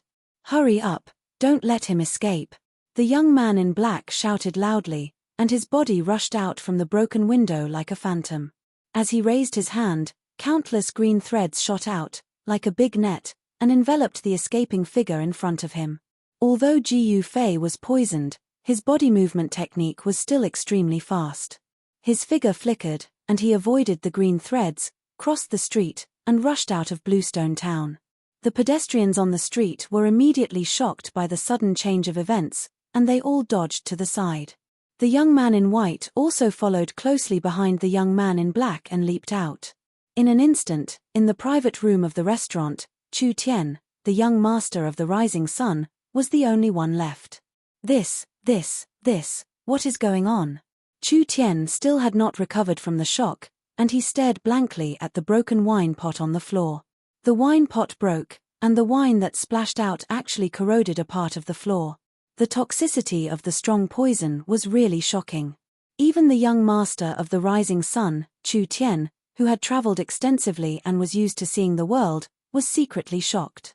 At this moment, a burst of rapid footsteps came from outside the private room, and a group of yellow-clothed guards, led by the middle-aged shopkeeper, rushed up from downstairs. Ji Yufei was poisoned, and then the two young men appeared and forced Ji Yufei away. All of this happened in a short time, but the unusual movements in the private room still alarmed many people. Moreover, in this restaurant, there were many cultivators with extraordinary cultivation, and some busybodies had already followed Ji Yufei and the other two from afar. "Young master, what exactly happened?" the middle-aged shopkeeper asked carefully. He saw that the private room was in a mess, and the young master Chu Tian was leaning against the wall. The wall was full of cracks, and it seemed like it could collapse at any time. The shopkeeper was so nervous that he was already sweating profusely. "Hurry up and investigate the background of those two young men in white and black respectively." Chu Tian's words were squeezed out from the gaps between his teeth. He was also incomparably furious. "Yes, young master." The middle-aged shopkeeper immediately received the order, and was about to turn around and leave. "Wait, immediately send someone to arrest those servants who served the dishes. This is really outrageous." Chu Tian was so depressed that he almost vomited blood. It is not hard to imagine that the two young men tricked him. They actually wanted him to get rid of Ji Yufei. It would be best if Ji Yufei died just like that. If he died, Ji Yufei would definitely think that he conspired with those two bastards. In this way, after Ji Yufei recovers, he will definitely seek revenge on me. Not only will it bring me great trouble, I am afraid that the other people in the clan will also be implicated. At this time, Chu Tian had already cursed the 18 generations of the two young men's female ancestors. The middle-aged shopkeeper received the order and left. At this time, the restaurant was already in a mess. Chu Tian walked out of the messy private room, and his face was so gloomy that it seemed as if it would drip water. He said fiercely, "Those two bastards, they actually dared to force me to eat such an unforgivable grievance in my territory. Don't let me know who you are. I, Chu Tian, will definitely not let you have an easy time." Recalling the scene just now, Chu Tian couldn't help but shiver. If he also drank the poisoned wine in the wine pot, then... The veins on Chu Tian's forehead twitched, and he clenched his fists so hard that his knuckles made cracking sounds. He was so angry. The Rising Sun Trading Company was a business organization in the Tenglong continent, second only to the Haotian Trading Company. Wherever the Rising Sun Trading Company's business was successful, the Rising Sun Chu clan's power would also develop. Soon, the Rising Sun Trading Company's intelligence network in Bluestone Town was activated. Phew! Using the desolate steps, Ji Fei directly leaped over the 20-jong-tall city wall and rushed into the primitive old forest outside Bluestone Town. Behind him, two figures, one black and one white, were in hot pursuit. At this time, Ji Fei felt as if his abdomen was being cut by tens of thousands of small knives. Waves of bone-piercing pain caused his entire body to tremble as if he was convulsing. He tried his best to endure it, biting the corner of his mouth, and the blood that seeped out seemed to be black. Although the wine in his abdomen had been forced out of his body in the first instant, a large portion of the poison still remained in his body. This kind of poison didn't seem simple, and it was very difficult to completely expel it. The poison still spread from his abdomen to his entire body. The black aura on Ji Fei's face became thicker and thicker, and his mind seemed to be a little unclear. The situation was very bad. If he didn't immediately find a place to circulate his qi to expel the poison, his life would be in danger. Actually, it was fortunate that Ji Fei practiced martial arts, and his body was tempered to an incomparably tough state. His muscles, bones, blood, and flesh all contained a vast amount of essence, which could temporarily suppress the spread of the poison. If it was an ordinary practitioner, the poison would have already spread throughout his entire body, and he would have died. Ji Fei, obediently accept your death, and we might leave your corpse intact. The black-clothed young man's cold voice came from behind.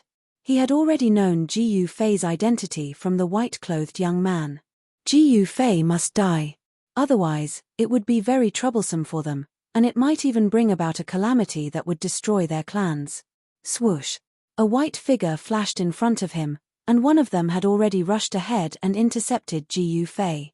Ji Fei was suffering from a strange poison, and he needed to suppress the poison in his body with his mysterious qi, so his movements weren't as swift as before. In the end, those two people still caught up to him. Now, he could only fight with his life on the line. Only by facing death would he have a chance of survival. Peng! Ji Fei wielded his palm like a saber, and a bright aura shot out from the edge of his palm. The saber light exploded, and directly chopped towards the person in front of him. Under the saber qi, the trees in front of him were constantly shattered. Humph! A trace of disdain flashed in the eyes of the person in front of him. He also wielded his palm like a saber, and similarly chopped out. A saber light, swoosh! With a sound, it tore through the void, and instantly collided with Ji Fei's saber light. Boom! As if two thunderbolts violently collided, a burst of dazzling light burst out, and a terrifying saber qi swept out. The surrounding trees suddenly collapsed, turning into sawdust that flew out in all directions. Ji Fei's hair danced wildly, and his eyes were like cold lightning. With his injured body, his strength was greatly reduced, and he couldn't compete with the person in front of him. He was directly forced by that person's saber to cough up blood and retreat. Behind him, there was a large net made up of green energy threads that were as sharp as blades. It had already sealed off all his escape routes and was closing in on him from behind. Wherever the energy net passed, the grass and trees were all cut into thousands of pieces. Ji Fei soared into the sky, and took a step in the air. Both of his hands brandished a dazzling saber light, and cut open the energy net that was coming towards him, and rushed out of the heavy encirclement. Chapter 111. The scorching noon sun hung high in the sky, scorching the earth. However, the endless primitive forest outside of Bluestone Town did not feel hot at all. Towering trees with lush branches and hundreds of jong-old vines climbed and twined, casting a large shade in the forest. Boom! Boom! Boom! In a forest dozens of li away from Bluestone Town, trees were constantly falling, and branches and leaves were flying everywhere. The birds nearby were frightened and flew away in a panic. The beasts in the forest were scrambling to escape. There was a chase going on here. Two figures, one in black and one in white, were emitting waves of terrifying energy. They were unleashing powerful attacks towards a fleeing figure in the forest ahead of them. The pursuers were handsome, but their faces were murderous. They were two young experts. The one being chased was a greenish-purple youth in ragged clothes who looked like a beggar. The black-clothed youth stretched out his right hand, and countless green threads rushed out of his palm and rushed forward. The green threads were like rain, like sharp blades that cut through the void. Nothing could stop them, and they cut everything in front of them. Regardless of whether it was a large tree or a path of flowers and grass, they were all cut into thousands of pieces by the green threads. The youth's footwork was marvelous, and he barely dodged the green threads the moment they attacked him. However, some of the green threads still swept across his back. A few bloody marks appeared on the youth's back. His skin was split open, and his body of bronze and iron was also injured at this time. It showed that the black-clothed youth's magical power was extraordinary. What a pity! The black-clothed youth could not help but curse a few times when he saw that his attack had failed again. The white-clothed youth placed his hand on the hilt of the saber at his waist, ready to launch a fatal attack at the fleeing person at any time. The saber at the white-clothed youth's waist was not an ordinary item. The scabbard was engraved with mysterious talismans, and there was a faint brilliance flowing on the talismans. Even so, an extremely obscure murderous saber chi still passed through the scabbard that was sealed by the talismans. This saber was not an ordinary divine weapon, but more like a saber that had been refined by a cultivator. Moreover, it was obvious that not an ordinary cultivator could refine such a murderous saber. The talisman on the scabbard seemed to be suppressing the spirit of the divine saber. Without a doubt, if this godly blade were to be unsheathed, it would shake the heavens and the earth. Perhaps even the heavens and the earth would lose their color because of this godly blade. This was definitely a great killing weapon. The white-clothed youth's hand was covered in sweat as he held the saber. His eyes were fixed on the figure moving through the dense forest in front of him. He didn't draw his saber because he couldn't find an opportunity to kill in one strike. He had his own difficulties. Even with his ability, he could only use this divine blade 3 times a day. In other words, he could only use it 3 times. After 3 strikes, if the enemy did not die, then he would be the one to die. Because at this moment, his cultivation had been completely exhausted by those 3 slashes. At this moment, his life and death were in the hands of the enemy. You 2 despicable and shameless bastards, as long as I don't die today, you can just wait to die. Jiu Fei was enraged as he desperately ran through the dense forest. The strange poison in his body was acting up, and for a moment, he felt as if thousands of ants were biting his muscles, bones, and flesh. That feeling made him go crazy. But the next moment, he felt as if thousands of small knives were stabbing his body. The pain was so painful that his vision turned black and he almost fainted. Endless pain was ravaging his nerves and destroying his will. But he gritted his teeth and endured it. No matter how much pain he suffered, he still maintained a trace of consciousness in his mind. He couldn't fall like this. If he did, then he would be doomed eternally. Roar. With a roar of grief and indignation, Jiu Fei suddenly pounced forward like a crazy wild beast. A few green threads brushed past him and took away a few drops of blood on his body. The power of the mysterious black-robed man's divine ability was not small. With a wave of his hand, he could shoot out green energy threads that were as sharp as blades. After Jiu Fei was poisoned, he could no longer use the essence of the divine weapon that had been smelted into his body. His body that had been tempered hundreds and thousands of times was swept by the green threads. It was as if he was cut by a divine weapon. Faint traces of blood appeared on his skin. Although the flesh and bones weren't really injured, it did indeed injure Jiu Fei. However, the biggest threat didn't come from the black-robed young man, but from within Jiu Fei's body, as well as from the white-robed young man who hadn't drawn his saber. An extremely dangerous aura enveloped Jiu Fei. The source of this aura was the white-robed young man. This was a pressure that made even Jiu Fei's heart palpitate. It was as if there was a divine saber floating above his head, ready to chop down at any time. The person was like the saber, and the saber was like the person. This person's entire body emitted a tyrannical saber chi. He was actually a rare saber refiner in this world. The white-robed young man's aura was connected to the divine saber at his waist. Before the saber was unsheathed, it had already caused Jiu Fei to be alarmed. Swoosh, swoosh. Passing through the dense forest, he constantly changed his direction, making it difficult for the white-robed young man's saber intent to lock him down. The dense forest provided him with an opportunity to escape. If it was in an open space, he would have long been caught by the 2 people behind him.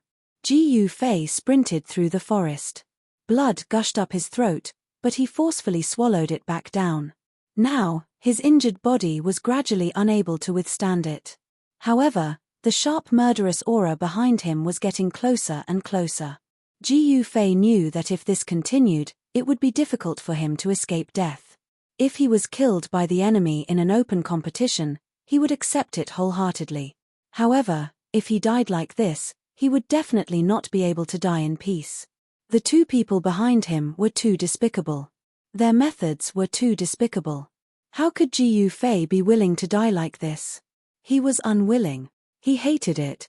The situation before him had to be changed. Otherwise, he would definitely die. He identified the direction, turned around, and sprinted towards the denser forest in front of him. Although there were no roars of beasts in other areas, there were traces of ferocious beasts. Only this direction was empty. There was not a single beast in such a large forest. This was enough to explain two things. First, there were no signs of beasts here. There were no ferocious beasts living in this area. Second, there was a powerful and terrifying ferocious beast living here, causing the nearby ferocious beasts to not dare to set foot in this ferocious beast's territory. Between life and death, whether or not he could escape from the pursuit of the two people depended on this gamble. Deep into the forest, a fierce murderous aura pervaded the air. Ji Yufei was ecstatic. He knew that he had made the right bet. This was indeed a place of great danger. A place of great danger did not mean that it was a place of death. He was just afraid that there were no ferocious beasts here. If there were, then Ji Yufei could take advantage of the chaos to escape from the two people's pursuit. Ji Yufei did not stop.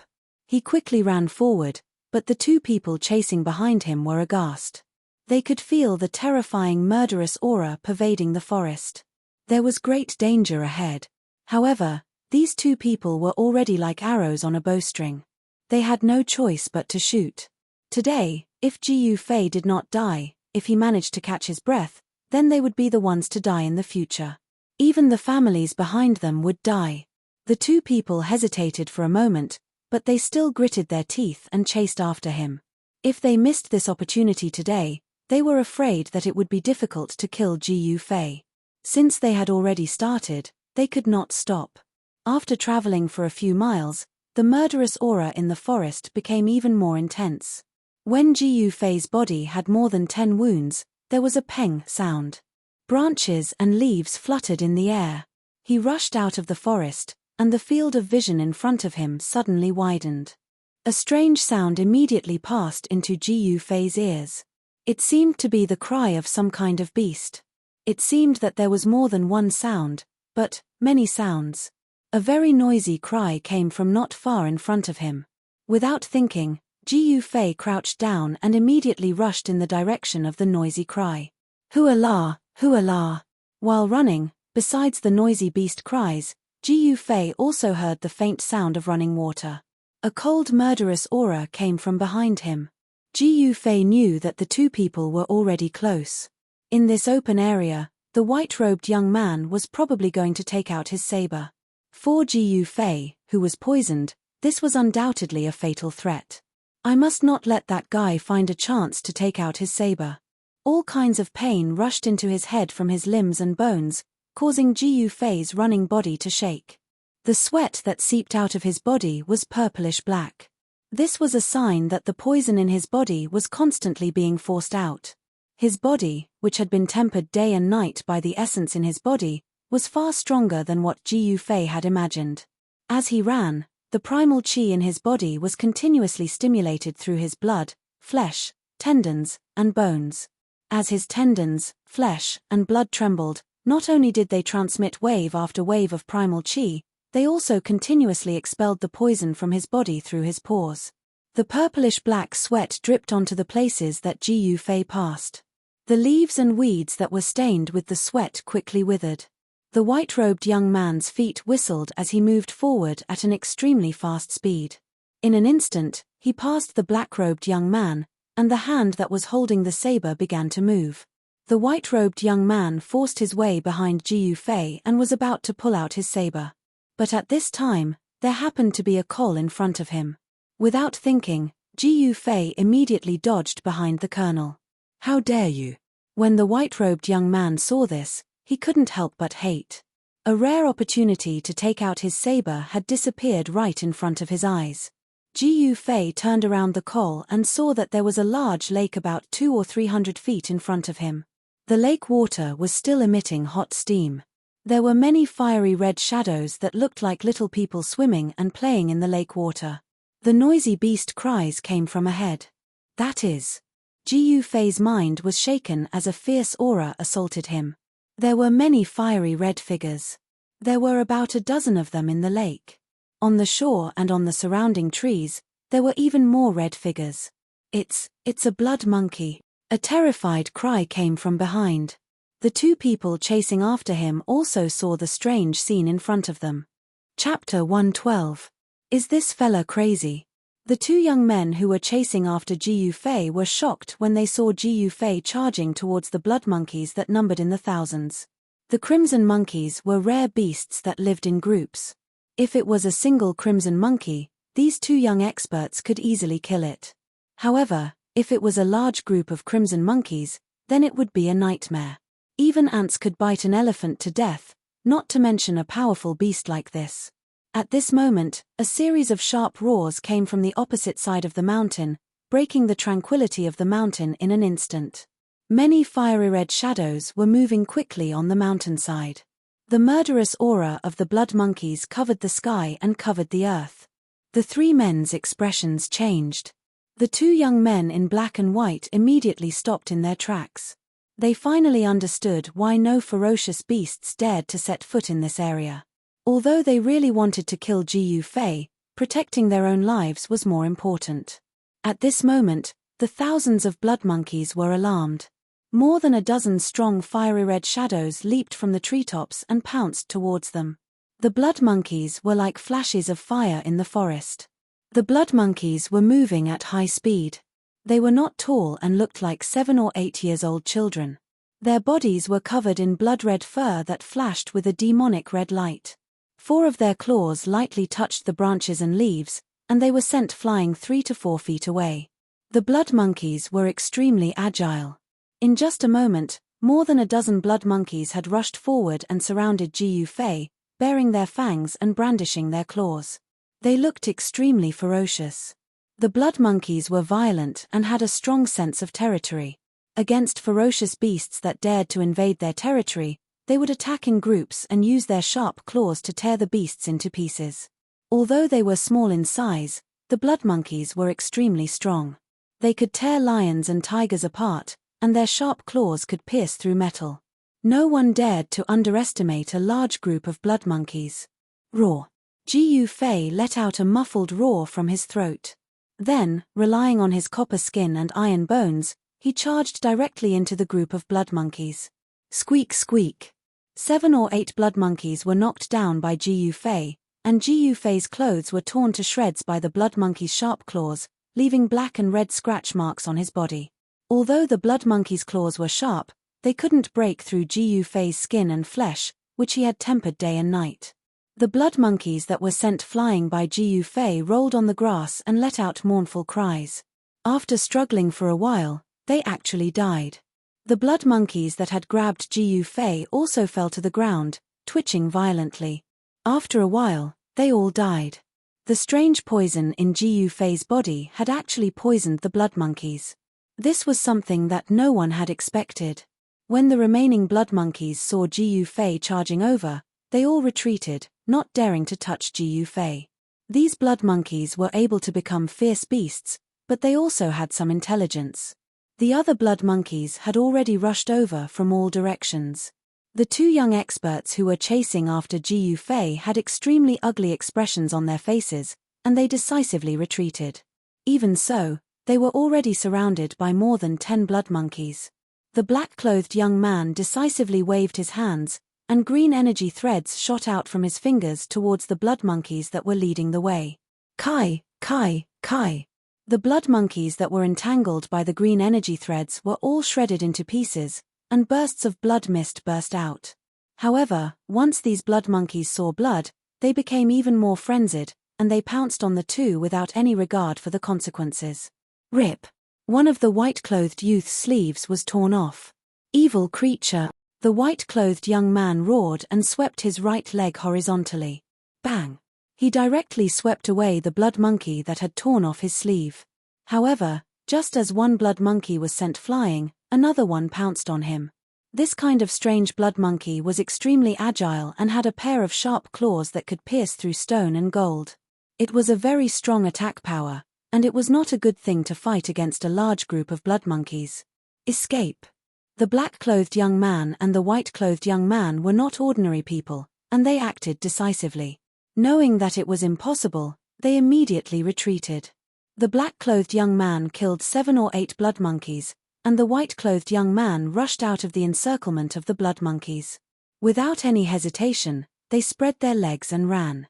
Suddenly, an extremely sharp beast's roar came from the mountainside.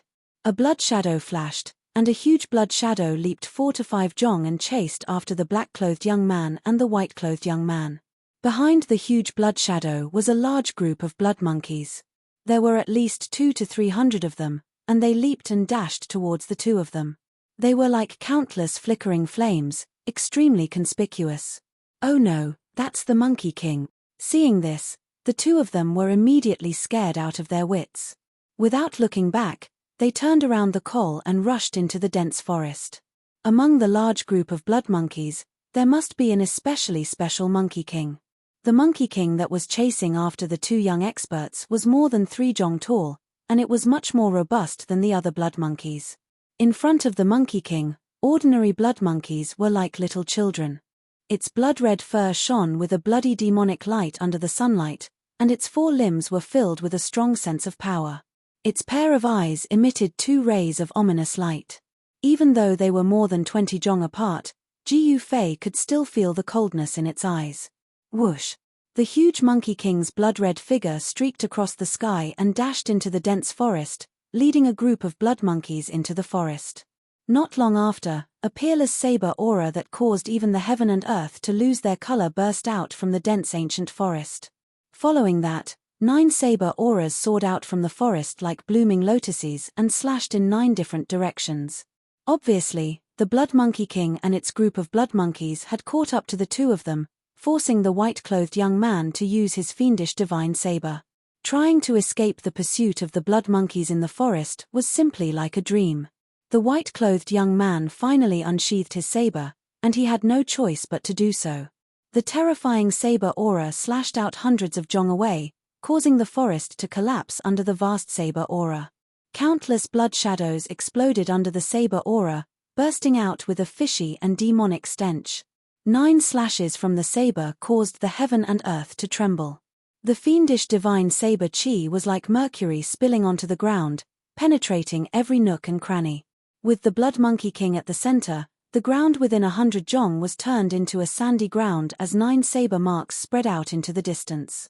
With a single slash, the fiendish divine saber chi was able to kill or injure the blood monkeys.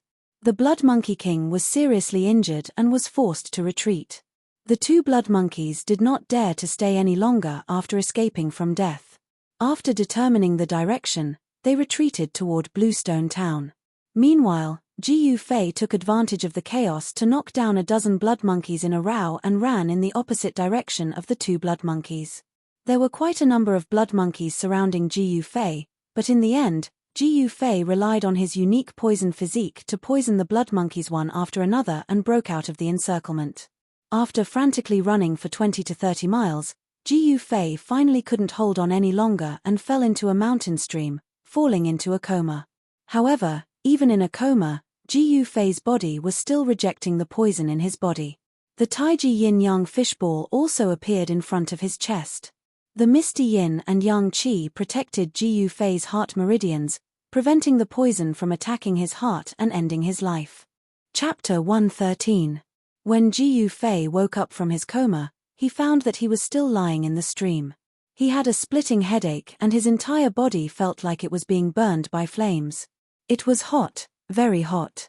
His skin was like a red-hot soldering iron and the stream water beside him seemed to be boiling, emitting steam and bubbles. With just a slight movement, His entire body felt like it was being pierced by 10,000 needles. He couldn't help but let out a painful cry. Slowly climbing up, Jiyu Fei found that his surroundings were gloomy and the forest was covered in mist.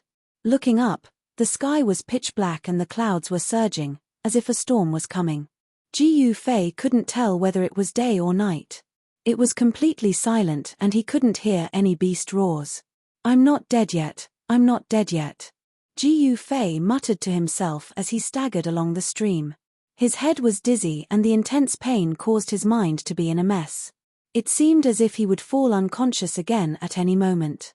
However, the inhuman pain stimulated the sensitive nerves of Jiyu Fei's body, causing his mind to gradually clear up. His chaotic brain began to gradually sort out his thoughts. Walking along the stream for several dozen feet, Jiyu Fei was surprised to find that there were many beasts lying on both sides of the stream. There were also dead fish floating in the stream with their stomachs turned upside down.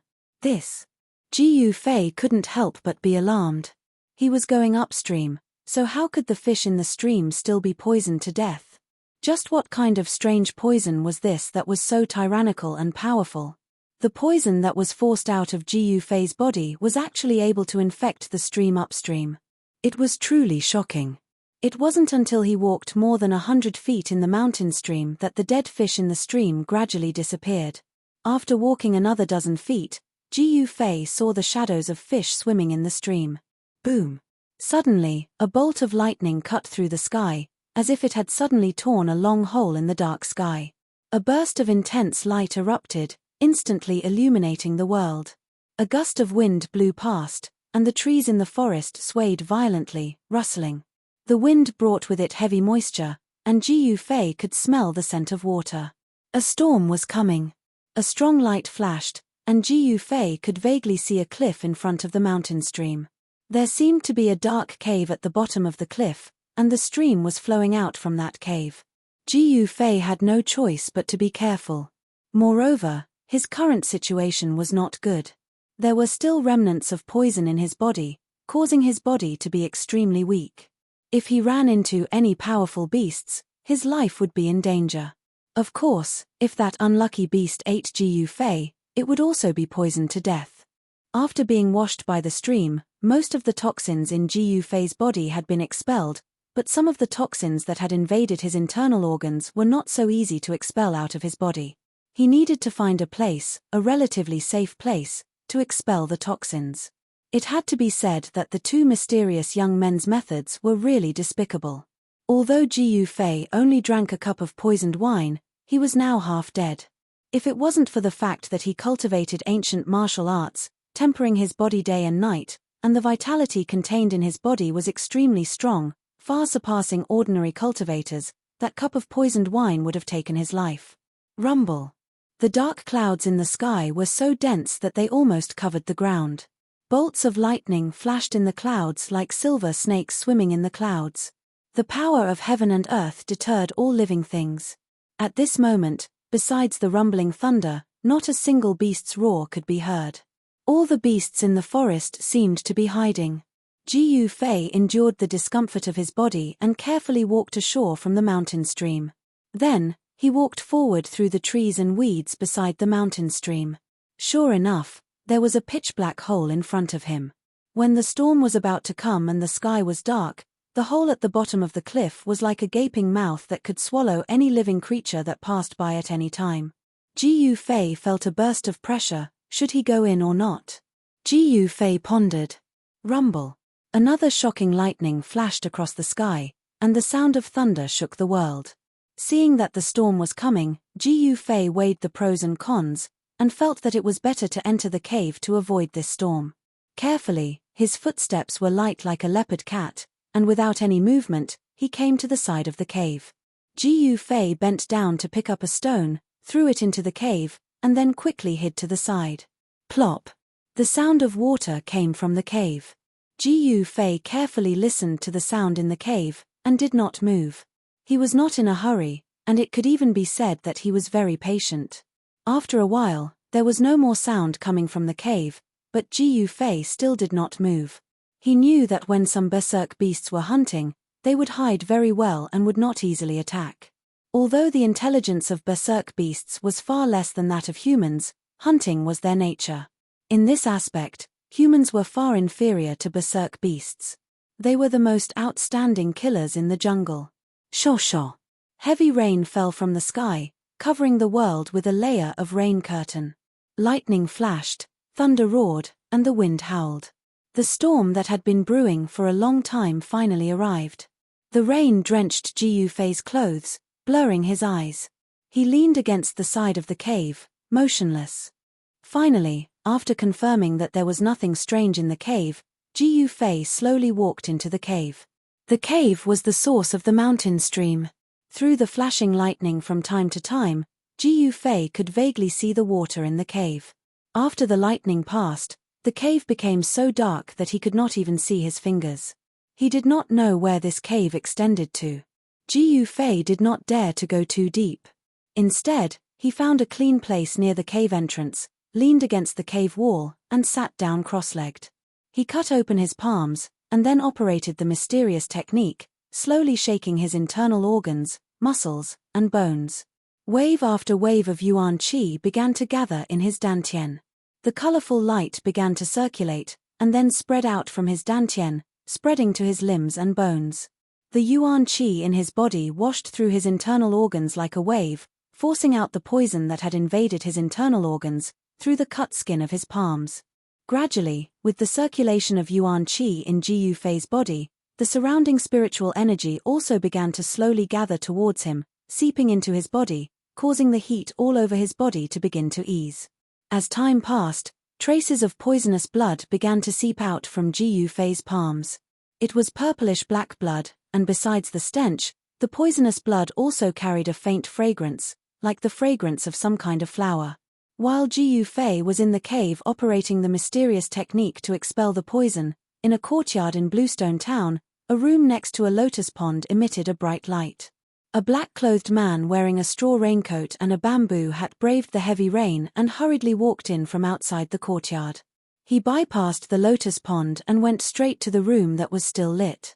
When he came to the door, the man took off the bamboo hat and coat, put it aside, and then was about to knock on the door. "Come in." At this time, a calm voice came from inside the room. "Yes, young master." The man respectfully and carefully opened the door, and then flashed into the room. The furnishings in the room were very simple.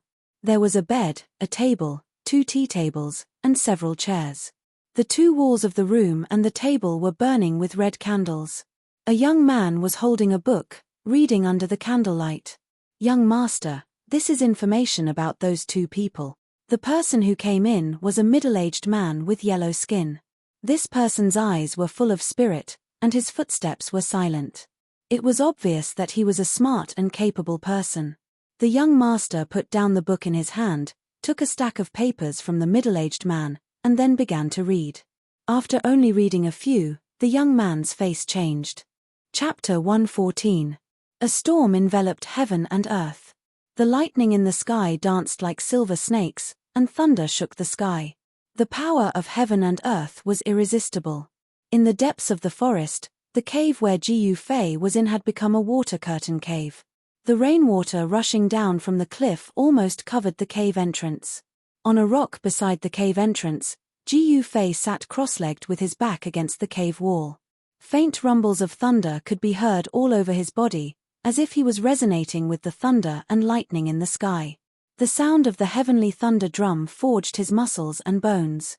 At this moment, Jiu Fei was using this divine ability to force out the poison. An endless amount of spiritual energy gathered around him, forming faintly discernible spots of spiritual energy outside his body. On his palm, the stinky, purplish-black poisonous blood with a faint fragrance flowed down, dripping onto the stone in front of him, and then flowing from the stone into the water below. The poisonous blood melted into the water and gradually spread. The fish in the cave gradually floated up from the water and were all poisoned to death. This kind of strange poison was really terrifying. A drop of poisonous blood could turn a body of water into poisonous water. All living things in the water would die and become lifeless stagnant water. Suddenly, whoosh! A green shadow rushed out of the water in front of Jiu Fei and then landed on Jiu Fei's right palm. It was a small green snake the size of a chopstick and less than a foot long. It was really incredible that this small snake was not poisoned to death by the strange poison that melted into the water. Even a fierce beast like the blood monkey would die when it came into contact with the poisonous sweat on Ji Yufei's body. This Xiaoqing snake was actually able to survive. It was really extraordinary. The small green snake actually bit the middle finger of Ji Yufei's right hand. Two sharp teeth protruded from its upper jaw, breaking the skin of Ji Yufei's middle finger and piercing into his flesh. It actually pierced through Ji Yufei's flesh. The two sharp teeth of the Xiaoqing snake were obviously more powerful than divine weapons. All of this happened too suddenly and too quickly. By the time Ji Yufei was alerted, the Xiaoqing snake had already bitten his middle finger. Ji Yufei's heart skipped a beat, but immediately after, the unvented heat in his body, the astonishing heat produced by the evaporation of the strange poison in his body, suddenly seemed to have broken through a gap and poured out from his middle finger. The bite of the Xiaoqing snake seemed to have opened a gate, allowing the heat poison in Ji Yufei's body to escape. Ji Yufei immediately felt a cooling sensation throughout his body. His skin, which was so red that it looked as if it was about to drip blood, began to gradually fade and his body temperature began to drop. What kind of snake is this? Ji Yufei did not make any move. He calmly sized up the little green snake that was biting his right middle finger. The dim cave did not hinder his vision. With Ji Yufei's current cultivation, as long as there was a little light, he could clearly see everything around him. He saw that the little snake was covered with small green scales, and there was a faint green luster flowing on the scales. The entire slender snake body seemed to be carved out of jasper, crystal clear. However, what surprised Ji Yufei the most was that there were two small protrusions on the small head of the Xiaoqing snake. The protrusions were not scales, and the color was not green, but a faint silver, which was not obvious. Could it be that it has grown horns? Ji Yufei was extremely surprised. If it really had grown horns, then this Xiaoqing snake was not an ordinary snake.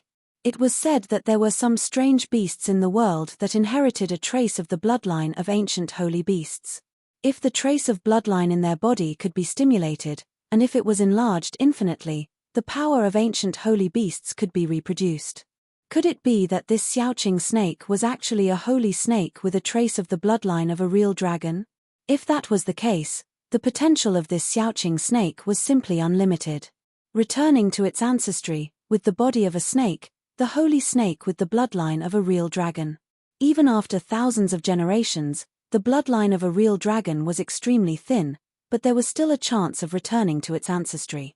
Of course, the process of returning to its ancestry was definitely full of dangers, and it was bound to go through thousands of hardships. It was a magnificent feat that was one in a million. Although Ji Yufei guessed so, it was only his wishful thinking in the end. No one knew whether this Xiaoqing snake had the bloodline of a real dragon or not. However, even so, this Xiaoqing snake also showed an extraordinary side. It was actually sucking the remaining poison in Ji Yufei's body. Fine purple-black poisonous qi as thin as hair converged towards the two sharp teeth of Xiaoqing snake which pierced into Ji Yufei's middle finger along Ji Yufei's middle finger. Less than an hour later, as if the Xiaoqing snake had been full of the poisonous blood, it slithered off Ji Yufei's palm and coiled up on a stone beside Ji Yufei, remaining still. This bizarre little snake seemed to be refining the poisonous blood as a wisp of vague spiritual source seemed to be flowing over its cyan body. Ji Yufei was shocked to find that a small part of the remaining poison in his body had been sucked away by the Xiaoqing snake.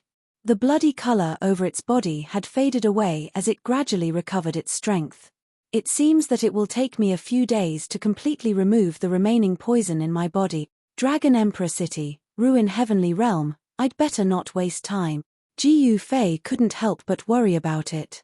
He didn't know whether Dan Chunzi had already arrived at Dragon Emperor City with Li Lingfeng, Ziyu, and the others, or whether they would wait for him. No matter what, he had to go to Dragon Emperor City.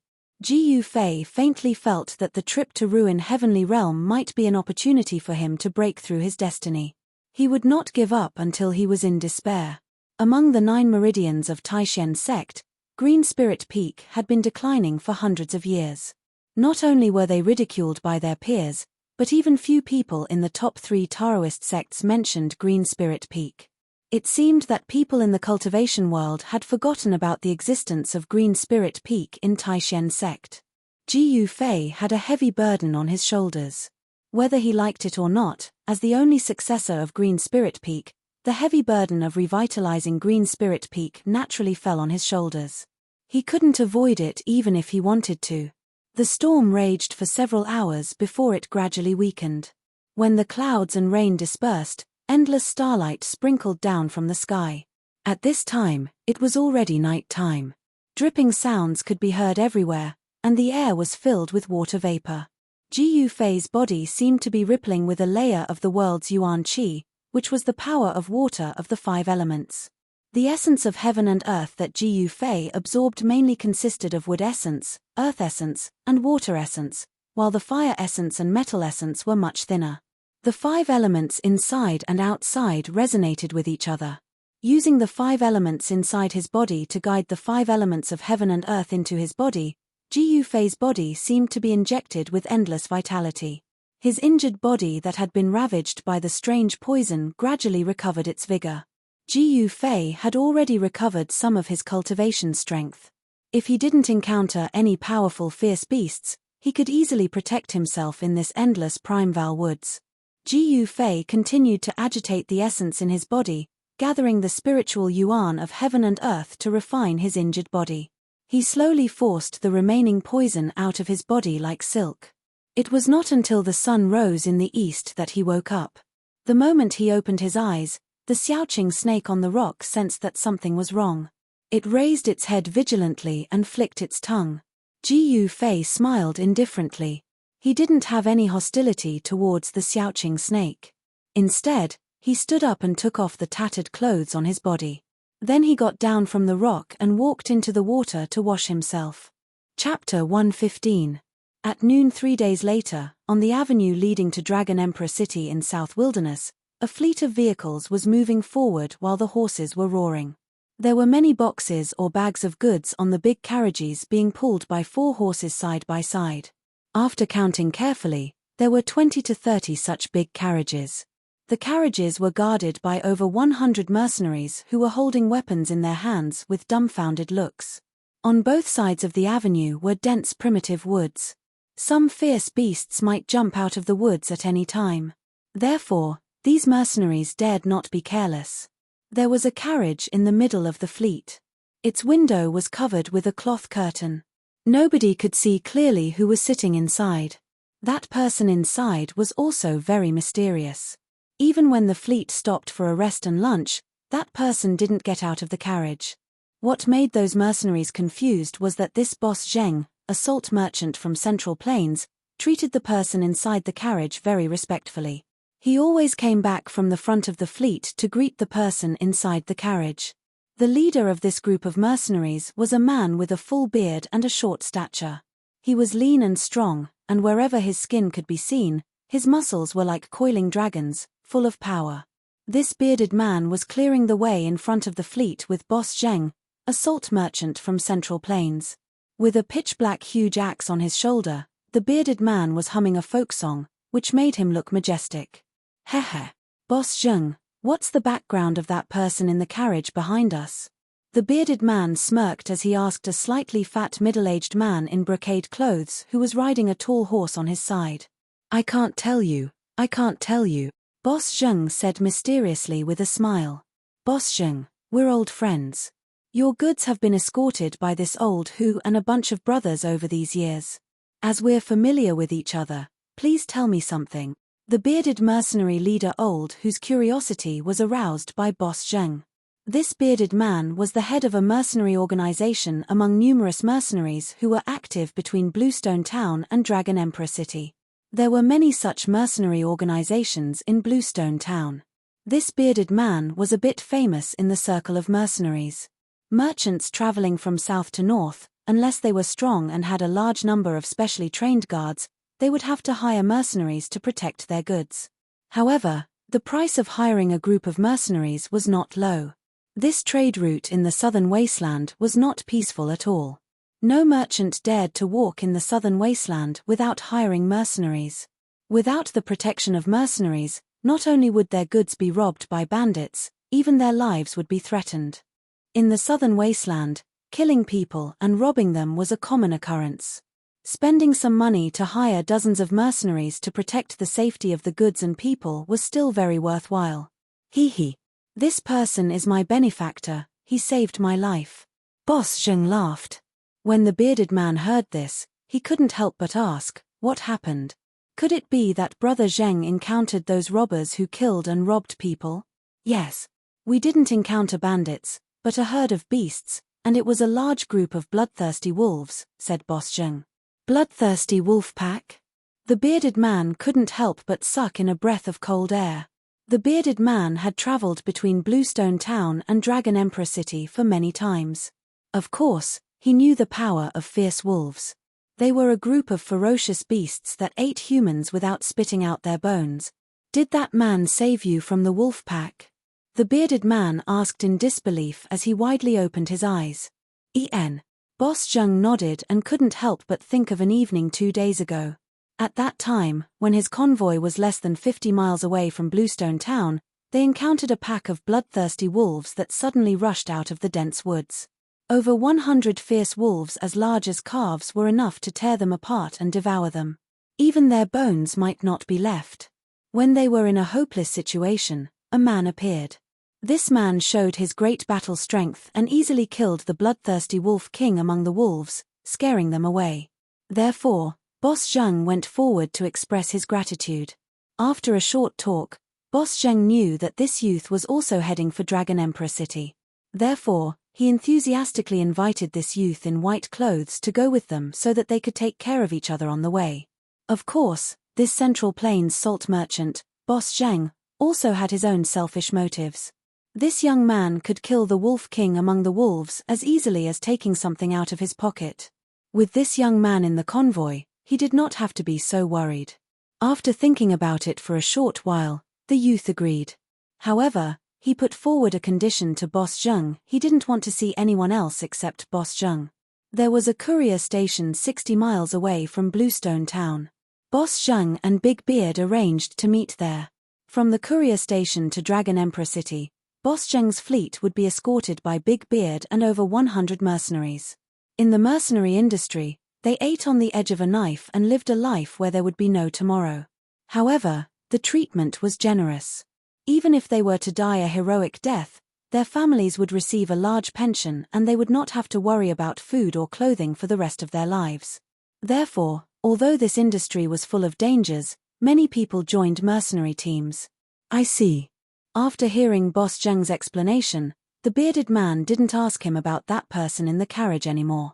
After all, the bearded man knew some taboos in the mercenary industry.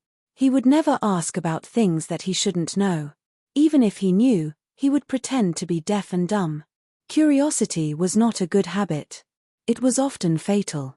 While the bearded man and Boss Zheng were talking in the front, they didn't know that their words had been heard by the youth in the carriage behind them.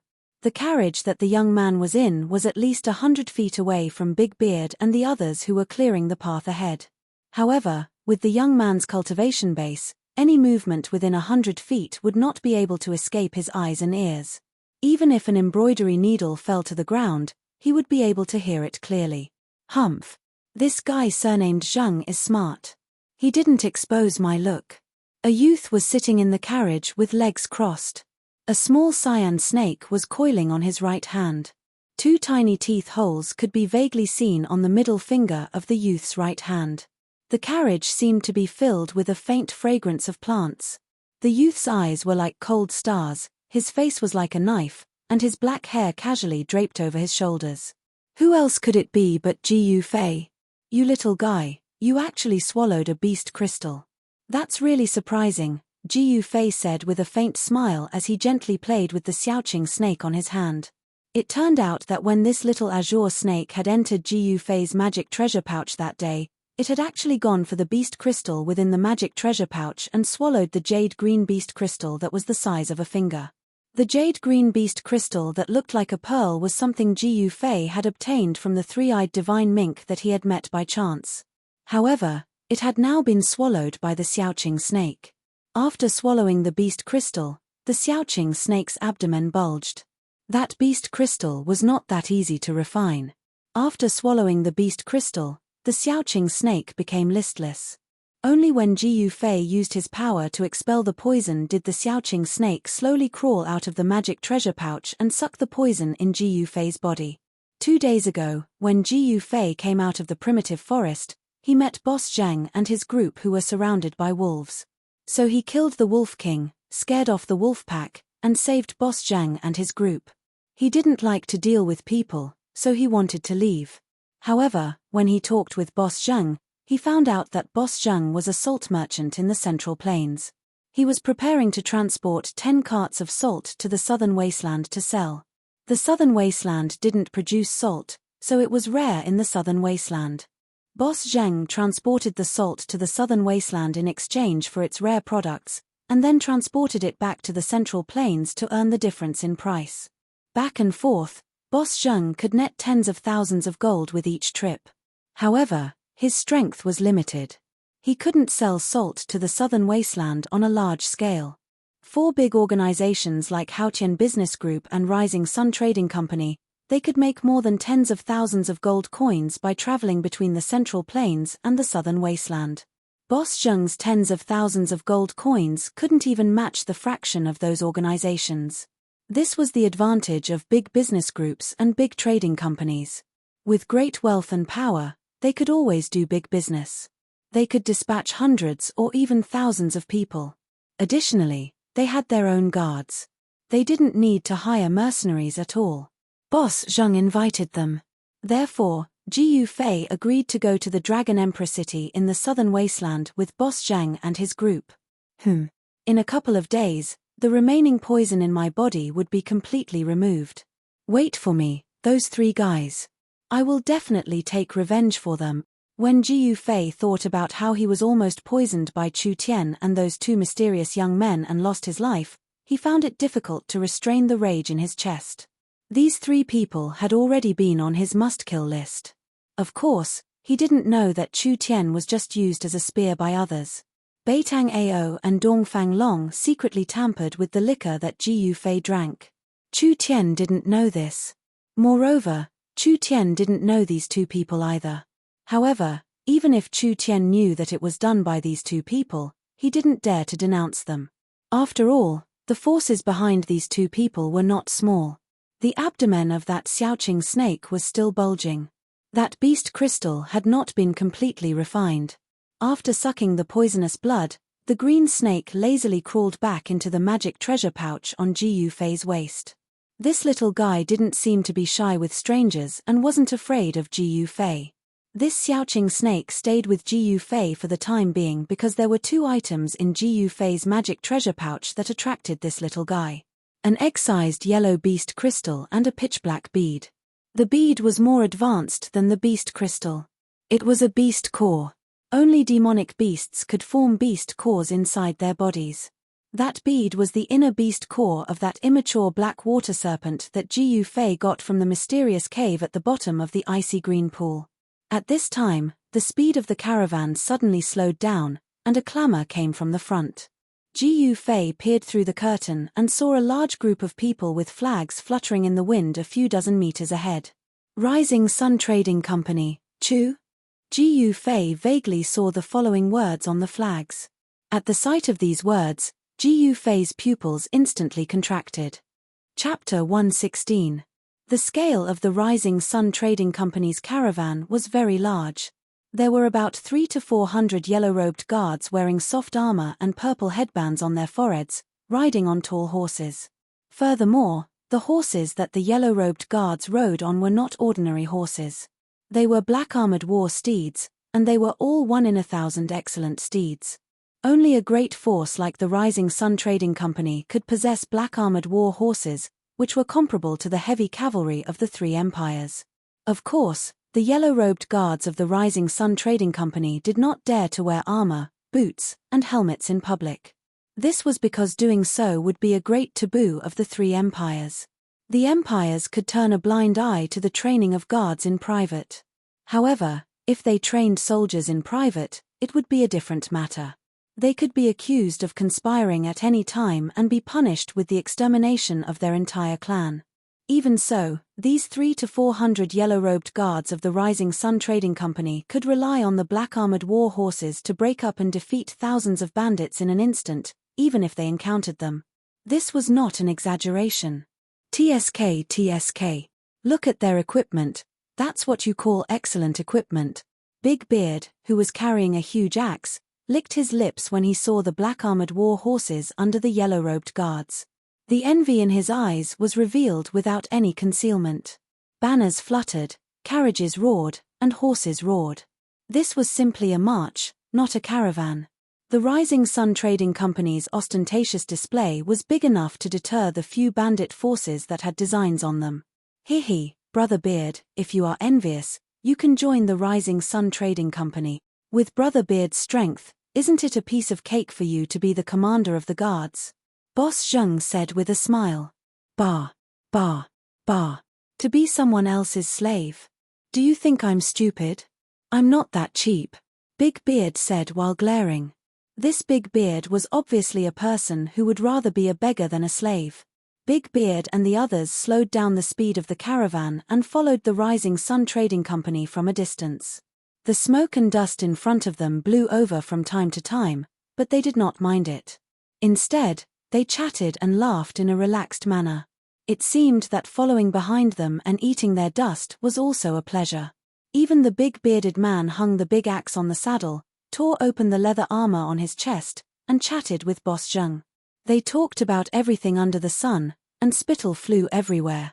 This was because the Rising Sun Caravan's people were clearing the path in front of them. If anything happened, the people in front of them would shoulder the burden. Therefore, Big Beard and the others naturally did not need to be so nervous. In the carriage of the Central Plains salt merchant, Boss Zheng, Jiu Fei did not bat an eyelid, although he really wanted to rush forward, drag Chu Tian out, and slap him to death. However, now was not the time. He had to endure it. His strength had not fully recovered, and the remaining poison in his body had not been completely purged. He could not unleash the full power of his martial arts. I'll let you live for 2 more days. Jiu Fei forcefully suppressed the anger in his chest. He had no choice but to do this.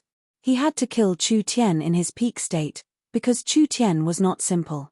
If he failed to kill him in one strike and allowed him to escape, it would be a source of trouble in the future. Needless to say, South Wilderness was really vast. After walking on the avenue leading to Dragon Emperor City for 2 days, Zhong Tai could vaguely see a huge city at the end of the endless Primeval Woods like a wild beast in the prehistoric wilderness. That was Dragon Emperor City in South Wilderness. Nobody knew when Dragon Emperor City was built, not even the old fogies on the continent.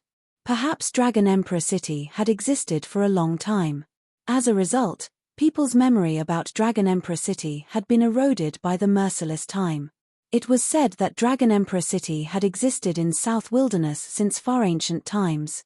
However, this rumor couldn't be verified. Even the oldest classics on the continent didn't record when this huge city appeared. The setting sun was as red as blood, which dyed all the clouds in the skyline into fiery red, forming brilliant fiery clouds. On the avenue, the fleet of carriages stretched for miles. Noisy people and horses neighed. In front of the fleet was the most powerful and well-equipped Rising Sun caravan with fluttering flags. 300 to 400 yellow-robed guards were riding black-armored battle horses and guarding the carts of goods in an awe-inspiring manner. After the Rising Sun caravan were 7 to 8 small caravans that had gathered on the road over the past 2 days. In this way, the fleet of carriages stretched for miles on the avenue. Actually, these small caravans behind the Rising Sun caravan had the same idea as Boss Zheng, the salt merchant from the Central Plains. They were all using the Rising Sun caravan's power to intimidate others. By staying close to the Rising Sun caravan, they could avoid robbers by relying on the power of the Rising Sun caravan. Over the past 2 days, Jiu Fei, who was hiding in the fleet of Boss Zheng, finally got rid of all the remaining toxins in his body and recovered to his peak state. He planned to launch an attack tonight. Chu Tian dared to use despicable methods to harm him. His actions were unforgivable. Only by using Chu Tian's blood could he quell his anger. The light between the heavens and the earth receded and darkness gradually descended. Night came quietly. The endless stars in the sky were like shy girls slowly removing their veils, sprinkling down endless starlight. After a day's journey, the people and horses were tired. When night fell, the fleet of carriages that stretched for miles also stopped. They set up camp by the roadside and lit bonfires. Some people directly walked into the forest by the roadside and hunted a few wild animals, or untied their rations from the carriages and swallowed them with coarse wine. Outside, it was fine as long as they could fill their stomachs. There was not much to be concerned about. While no one was paying attention, Gu Fei slipped out of the carriage and entered the dense forest by the roadside. He passed through the dense forest. His movements were like a phantom, like a ghost, avoiding the people's eyes and ears as he quickly moved forward. In the campsite of the Rising Sun Caravan, a large purple tent was set up. The tent was brightly lit and there were 2 guards standing at the entrance. Inside the tent, 2 people were leisurely playing chess. One of the 2 people playing chess was a young man in luxurious clothes, and the other was a middle-aged scholar in green clothes, holding a feather fan and silk scarf. How many people have been bewitched by you 19 times? I lost again. Mr. Ning's chess skills can be said to be unparalleled in the present age. I admire you. The young man in luxurious clothes stared at the chessboard and pondered for a long time before finally saying these words. The scholar in front of the young man gently waved his feather fan. 3 strands of black beard hung down to his chest, his face was as white as jade, and his phoenix eyes and long eyebrows made him look strange and elegant. When he smiled, he gave people a feeling that he was extraordinary. The middle-aged scholar, Mr. Ning, was about to speak. Suddenly, his expression changed and he waved the feather fan in his hand toward the chessboard on the table. The chessboard immediately flew up, and the black and white chess pieces on it fell to the ground. The chessboard went around the young man and blocked his back. The engraved lines on the chessboard seemed to come to life, rushing out and crisscrossing each other, like a net being laid out. Chapter 117. Under the curtain of night, the campsite of the Rising Sun Caravan was very peaceful. The guards and workers were cooking and feeding the horses as usual. However, when a white figure appeared, the tranquility of the campsite was instantly broken. A white figure dashed out from the primitive jungle beside the main road like lightning. Before the guards could react, the white figure had already appeared beside the big tent in the center of the campsite. He directly broke open the tent and stepped into the tent. Boom! The campsite of the Rising Sun Caravan was instantly in an uproar. The yellow-robed guards who had woken up turned pale with fright. They picked up their weapons and rushed towards the tent in the center from all directions. However, at this moment, there was a scene in the tent. A cold-looking young man with long hair fluttering in the wind and a murderous aura was punching towards the young man in embroidered clothes who was sitting beside the table in the tent. The pneuma was vast and mighty, and the misty 5-colored aura surged forward like a surging river. Peng! The dust on the ground seemed to have been lashed by a whip, rushing up and spreading in all directions. All of this happened too suddenly. When the young man broke open the tent and entered, the young man in embroidered clothes was startled by the enemy's attack. He turned pale with fright and stood up from the chair. However, the response of the middle-aged scholar opposite the young man was extremely fast. When the young man broke open the tent, the feather fan in his hand swept across the chessboard in front of him. The chessboard immediately burst out with misty light, bypassing the young man in embroidered clothes and moving forward to block the young man in embroidered clothes. The 19 vertical and horizontal lines on the chessboard seemed to have come to life. They rushed out from the chessboard and interweaved into a net. The net quickly spread out and caught the young man's incoming fist energy. Hey! Seeing this, the young man could not help but be startled. He seemed to have not expected that there was such an expert by Chu Tian's side. However, the young man's fist momentum did not change. His fist was like a meteorite falling from the sky, but also like a meteor streaking across the sky. The green-robed scholar, Mr. Ning, could not help but be moved at this moment. The newcomer was incomparably powerful and the strength he displayed was frightening. An expert, definitely a rare expert. The energy net instantly collided with the young man's fist, making a sound like cloth being torn apart. The big net that was trapping him was immediately shattered by the punch. The fist, which was surrounded by 5-colored divine light, broke through the energy net. Bang! It directly hit the chessboard. Buzz! The chessboard shook violently from the punch, and it was sent flying back towards the young man in embroidered clothes who had a shocked expression on his face. Ha! Mr. Ning let out a loud shout. He formed a seal with his hand and pointed at the chessboard that was flying backwards. The chessboard immediately spun and stopped in midair. Ji Fei, is that you? At this moment, the young man in embroidered clothes cried out in alarm, and his mind shook violently. He retreated a few steps and even knocked over the table in front of him. Humph! Chu Tian, today is the day you die. The white-clothed youth who had suddenly charged in was Ji Fei, who had taken advantage of the darkness of the night to seek revenge. Ji Fei, listen to me, this is all a misunderstanding. At this time, Chu Tian had also lost his calm. Ji Fei's unparalleled strength and killing intent made him tremble in fear, and he lost his previous calm. He. Misunderstanding? How can there be so many misunderstandings in this world? Ji Fei looked around and said, where are those two guys? Call them out. At this time, there was a clamor of people outside. Shouts rose and fell, and heavy footsteps quickly moved towards this place. Dozens of yellow-robed guards had already rushed in from the big hole behind Ji Fei with swords and sabers in their hands. Kill. A man who seemed to be the leader of the guards pointed at Ji Fei with a long sword in his hand. Kill. The dozens of yellow-robed guards immediately brandished the weapons in their hands and rushed towards Ji Fei like wolves and tigers. Don't! Chu Tian hurriedly shouted, but it was already too late. Courting death. Ji Fei instantly turned around and rushed into the crowd like a tiger rushing into a flock of sheep. Bang, bang, bang. The heads of 5 guards were directly smashed into their chests, and the chests of 7 guards caved in, and they flew out with their chests sticking to their backs. The leader of the guards had the worst ending. His weapon was directly smashed by Ji Fei's punch, and the broken pieces of the weapon were like thousands of sharp flying knives, shooting back. Puff, puff, puff, puff. The leader's body was full of holes, even though he was wearing a soft armor inside, it was still pierced, like a water bag being pierced through, and blood spurted out from the leader's body. The inside of the tent suddenly became a slaughterhouse. Dozens of guards were instantly killed by Ji Fei in a flash, and the pungent smell of blood filled the tent. The middle-aged scholar with a feather fan and Chu Tian, the young master of the rising sun, both changed their expressions. Ji Fei's power immediately deterred the group of guards who were about to rush in. An ominous glint flashed in Ji Fei's eyes, like a peerless ferocious beast. He coldly glanced at the people outside, and the group of guards outside the tent immediately became restless.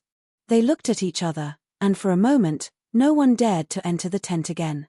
Ji Fei, I really didn't poison you, it was those 2 bastards Dongfang Long and Beitang Ao who did it. After all, Chu Tian was used to big scenes. Although he was shocked, he quickly calmed down. In fact, Chu Tian relied on Mr. Ning beside him to have such courage. This middle-aged scholar, Mr. Ning, was actually a strange person. Moreover, we only met for the first time that day, I have no reason to harm you.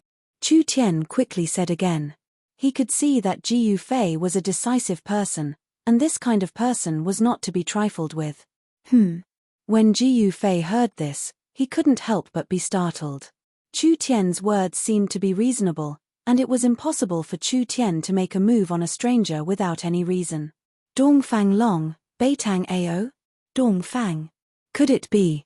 When Ji Fei thought of this, his eyes shone brightly, and a heart-palpitating evil qi surged out from his body, and everyone immediately felt an indescribable pressure. Ji Fei's action made the hearts of the 2 people opposite him jump.